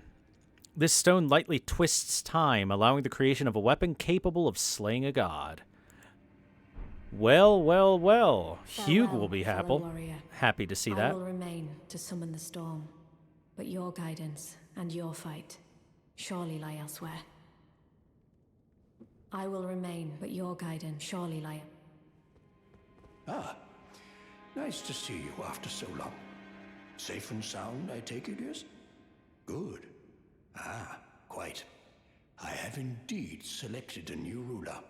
Lady Nepheli is strong and just, worthy of the burden of Limgrave's lineage. Such is the sincere opinion of I, Kenneth Height, no less. For the time being, I share command of the castle with my lady. But I plan on returning to my fort afterwards, at which time I can fulfill my old promise by raising you to the glory of knighthood. I hope it is just as wonderful as you imagine. I love how everyone else is like, you shall become Elden Lord, and I shall follow you in your steps, my lord. And then he's like, I'll be sure to knight you whenever you get the opportunity. I bet you can't wait to become a knight. For the time being, I share at which time I can by raising you. I hope it. By the way, I want to point out, he never does fulfill that promise to turn us into a knight. Ah, you, is it? Haven't seen your mug in quite some time. As you can see, I'm the new lady's attendant. Freedom was worth squat. Besides, I like it round here. Lady Nepheli still fair of heart and countenance. She's nice and she looks good. I'll chill here. Still, I have the lady's trust, so I can loot all the corpses I like. I'll let you take a look at the goods if you fancy. Gostock sells us an ancient dragon smithing stone now. Bam! That's why I didn't want to kill Gostock. Ah, back in... Well then. He apparently found that on a corpse. I wonder what corpse had that, because I wish I could have looted it. And that is the end of Nepheli Lu's entire quest. She is now taken the Stormhawk King Ashes. The Stormhawk King Ashes seem to be something that agrees with her. She came here to Stormvale, and everything about Stormvale seems to agree with her. If anything, she might even be of the lineage of Stormvale at some point in time. She was, like, had an ancestor that used to be here. All of that all coalesces into her becoming the new ruler of Stormvale. Yay! And Kenneth Haight, I call him Hate instead of Hype because I hate him, has found his new lord for Limgrave.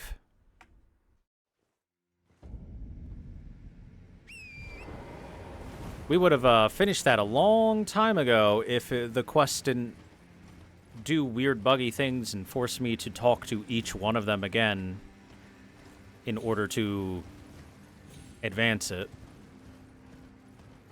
Okay, I want to go over here. There's something waiting for me over here in this direction. Hey, by the way, did you hear that noise? Hands!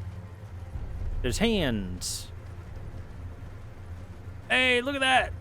There's a crow fighting a troll. Who do you think will win?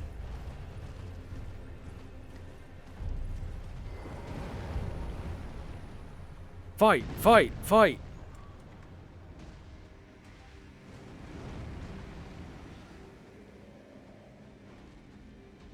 It looks like the troll is crushing.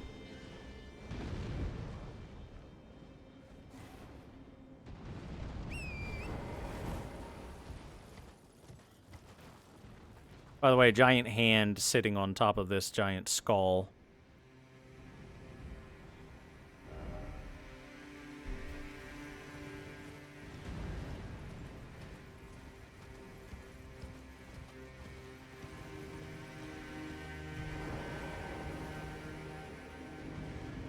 It's invasion time.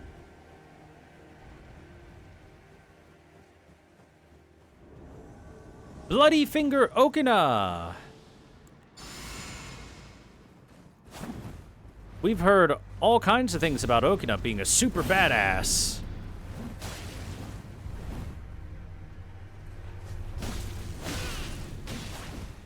Ow.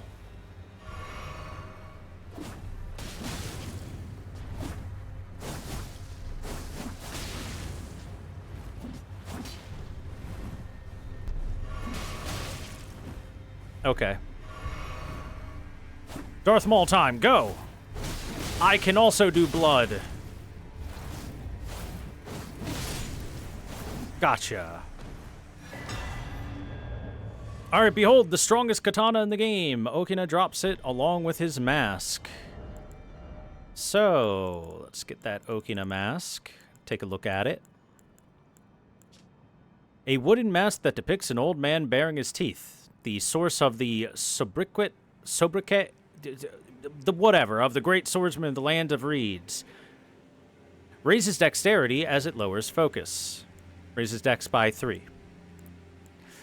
The more he sharpened his mind, the more the absurdities of the world came into stark relief. And so Okina renounced it all and rose to a higher plane. There was only himself, his katana, and its mastery. Before long, Okina became a demon of the swordsman. And his weapon. Like I said, the best katana in the game, Rivers of Blood, Weapon of Okina, swordsman from the land of reeds. A cursed weapon that has felled countless men. When Moog, the Lord of Blood, first felt Okina's sword and madness upon his flesh, he had a proposal, to offer Okina the life of a demon whose thirst would never go unsated. Unique skill Corpse Piler forms a blade of cursed blood for repeated interweaving successive attacks. Follow up with an additional input for further successive attacks. So, first off, this has very high bleed buildup at 59. That's pretty darn high. It's only beaten by a couple weapons in the game, like Eleonora's Pole Blade. But the thing that makes this so damn good is that Corpse Piler ability. This. That has a lot of range, it has a lot of width, and it has really fast bleed buildup. And that is what makes this the strongest katana in the game. The only things that it is beaten out by are... it's only beaten out by stuff when you are facing opponents that are immune to being bled. There aren't a lot of opponents out there in the game that are immune to bleeding, but they do exist.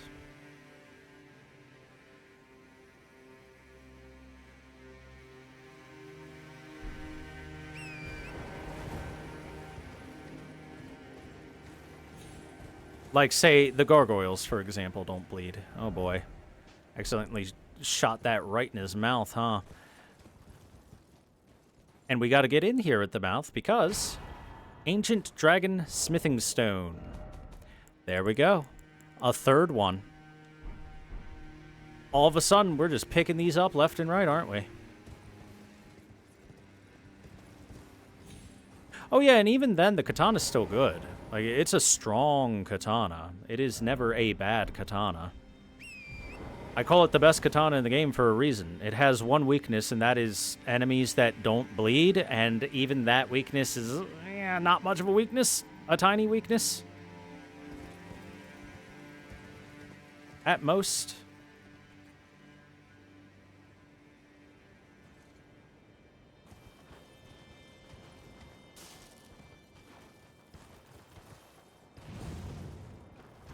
Whee!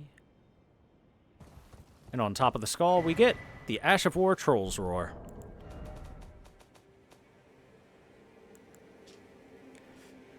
Look into the distance and let out an intense roar, generating a powerful shockwave that blows back surrounding foes. Follow up with a strong attack to slam an armament down, usable in large and colossal swords, axes, and hammers. Scream so hard you hurt something.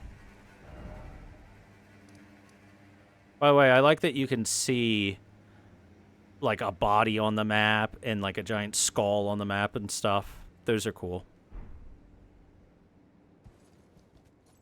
That's really neat. Is there anything else for me to grab in the area? Just one side of grace, yeah? There's a couple things. There is a golden seed. And a another bubble tier thing. Alright, well, let's get going.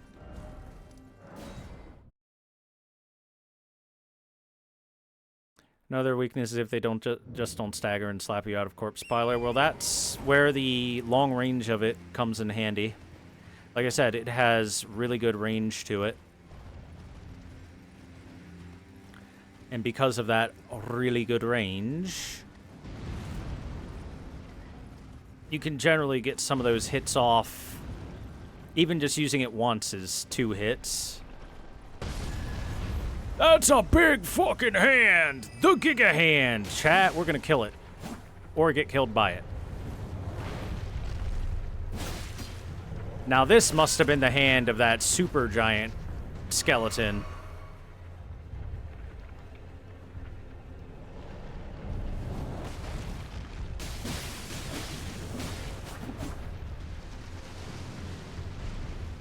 That thing one-shot a crow. Just by falling on it.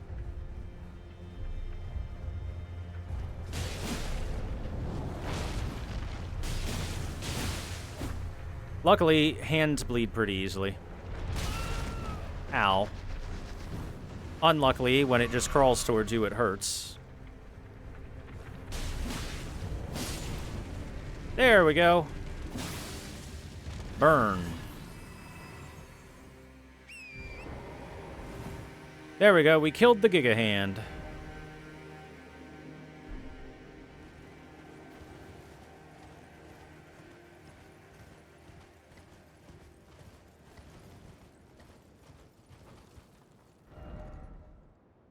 I'm sorry, but am I on the wrong chain for the grace then? Oh yeah, I am. It's the out chain. Not a big deal. I don't need that grace, really. We're going this way because there should be a golden seed. There it is, golden seed.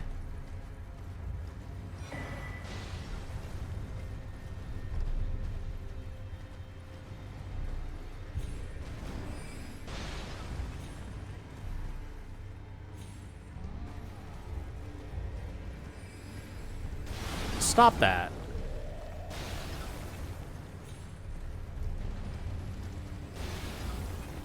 Eh.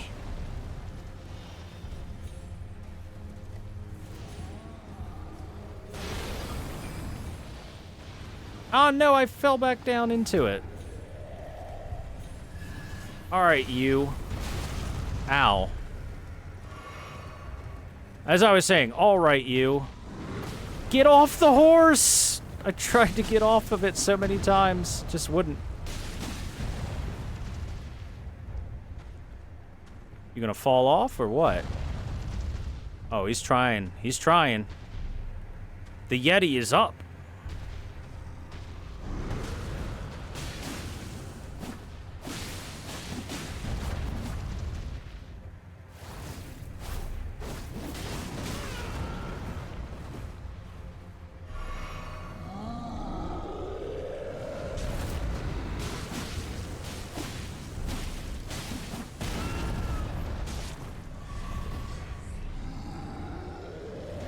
Oops, I rolled way early on that.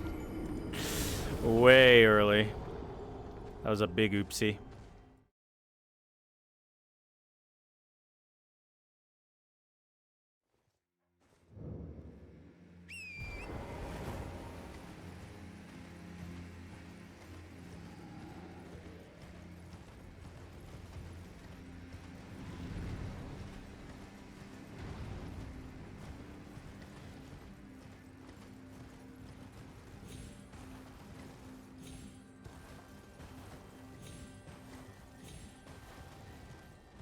While I'm thinking about it.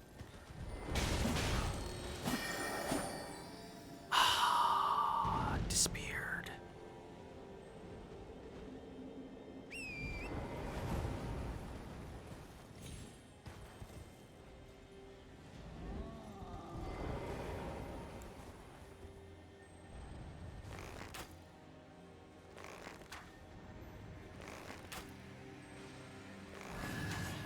Somber 8. It's alright. Nice high-level smithing stone. There we go. Here's the site of grace I was thinking of.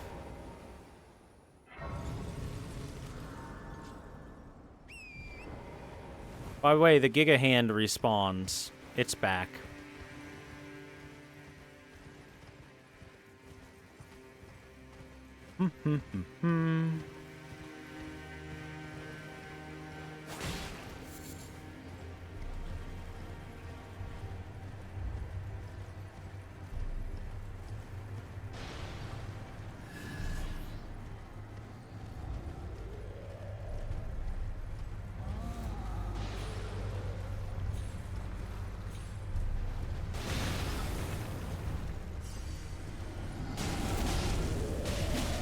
For the crime of inconveniencing me, you must die.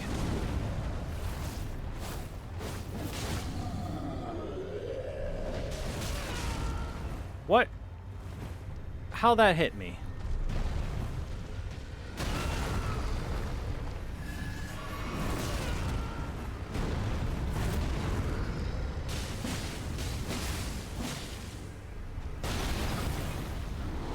Oh my fucking, come on.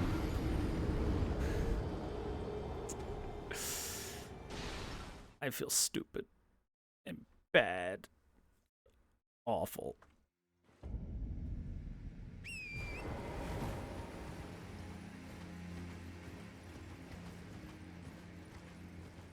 I'm killing that troll.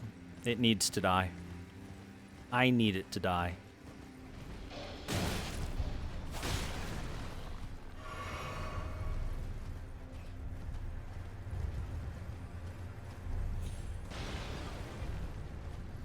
That asshole from across the way launched a pot close enough to hit me. And because I was paying attention to that pot, I wasn't paying attention to the sword slam like I should have been.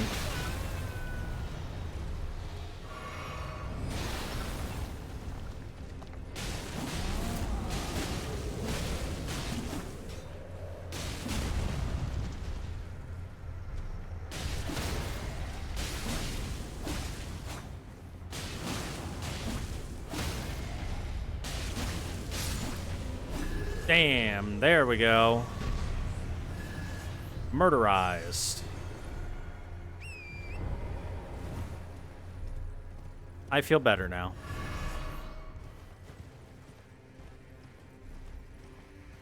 I bet Torrent feels better too.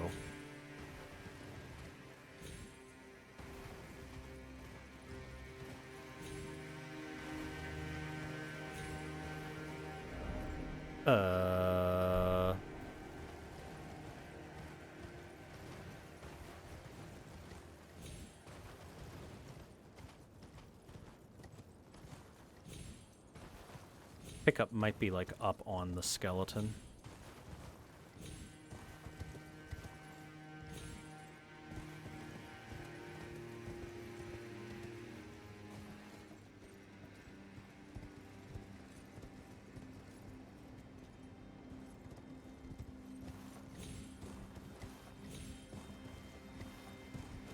So much parkour. Hey, look. Artery leaves.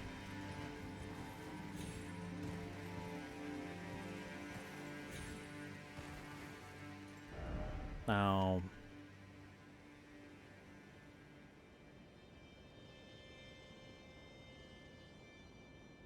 let me double check. Do I already have the Crimson Whirl Bubble Teal? Bubble tier. I don't. Is it not over here? Above the Grace Point, the ledge is accessed by going northeast from the foot of the forge. Grace Point, just follow the edge of the cliff until you see a path going above the giant's grave post.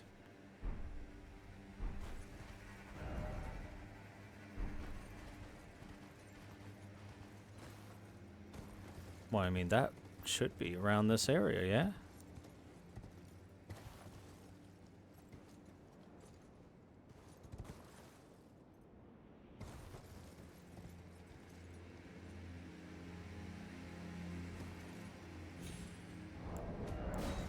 Oh, I see. I saw where it is once I jumped off.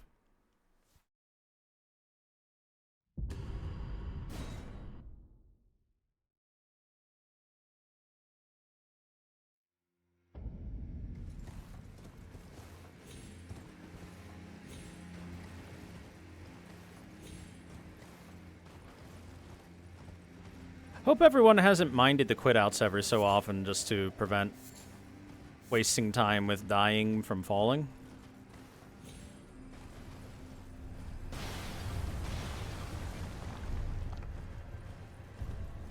Okay, so there should be a drop down I can find somewhere, I think.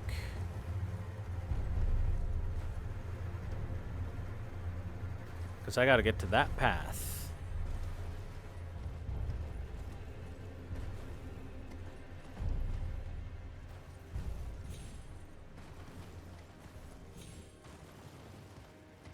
Oh.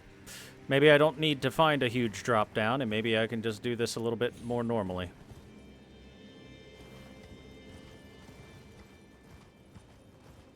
There we go, this should work. This should take me to what I'm looking for. The last important item to find here. And by important, I mean like a key item, basically. Here we go. The Crimson Whirl Bubble Tier. Bubble Teal. Bubberter. Take a look at it in a moment. Right after we fall down here. Alright. Crimson Whirl Bubble Tier. Crimson Spill and Crimson Burst there, but Crimson Whirl down here. Can be missed in your Flask of Wondrous Physic. The resulting concoction converts incoming damage into recovered HP instead. However, physical damage cannot be converted. It is only brief and will quickly expire. It is pretty darn good, actually, as long as you're against something that isn't all physical damage. And just be like, hit me! Like, imagine using that against Renala. She does basically 0 physical damage. She'd be entirely and completely useless against you. Alright, and that is most of the Mountaintops of the Giants. Clearly we have to go to this kiln here. But before that, we've got just a couple other places to go to. First off, I think we'll finally dive down underneath the capital of Landau. I've been holding off on that for a little while, but I think we'll do that now. What's the closest... What is the closest one of these to getting me to where I want to go?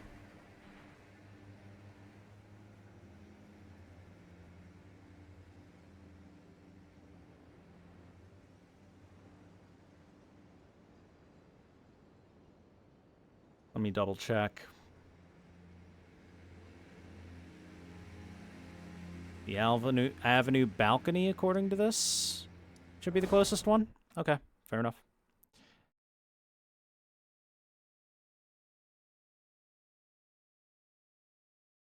So let us begin our journey deep under the capital.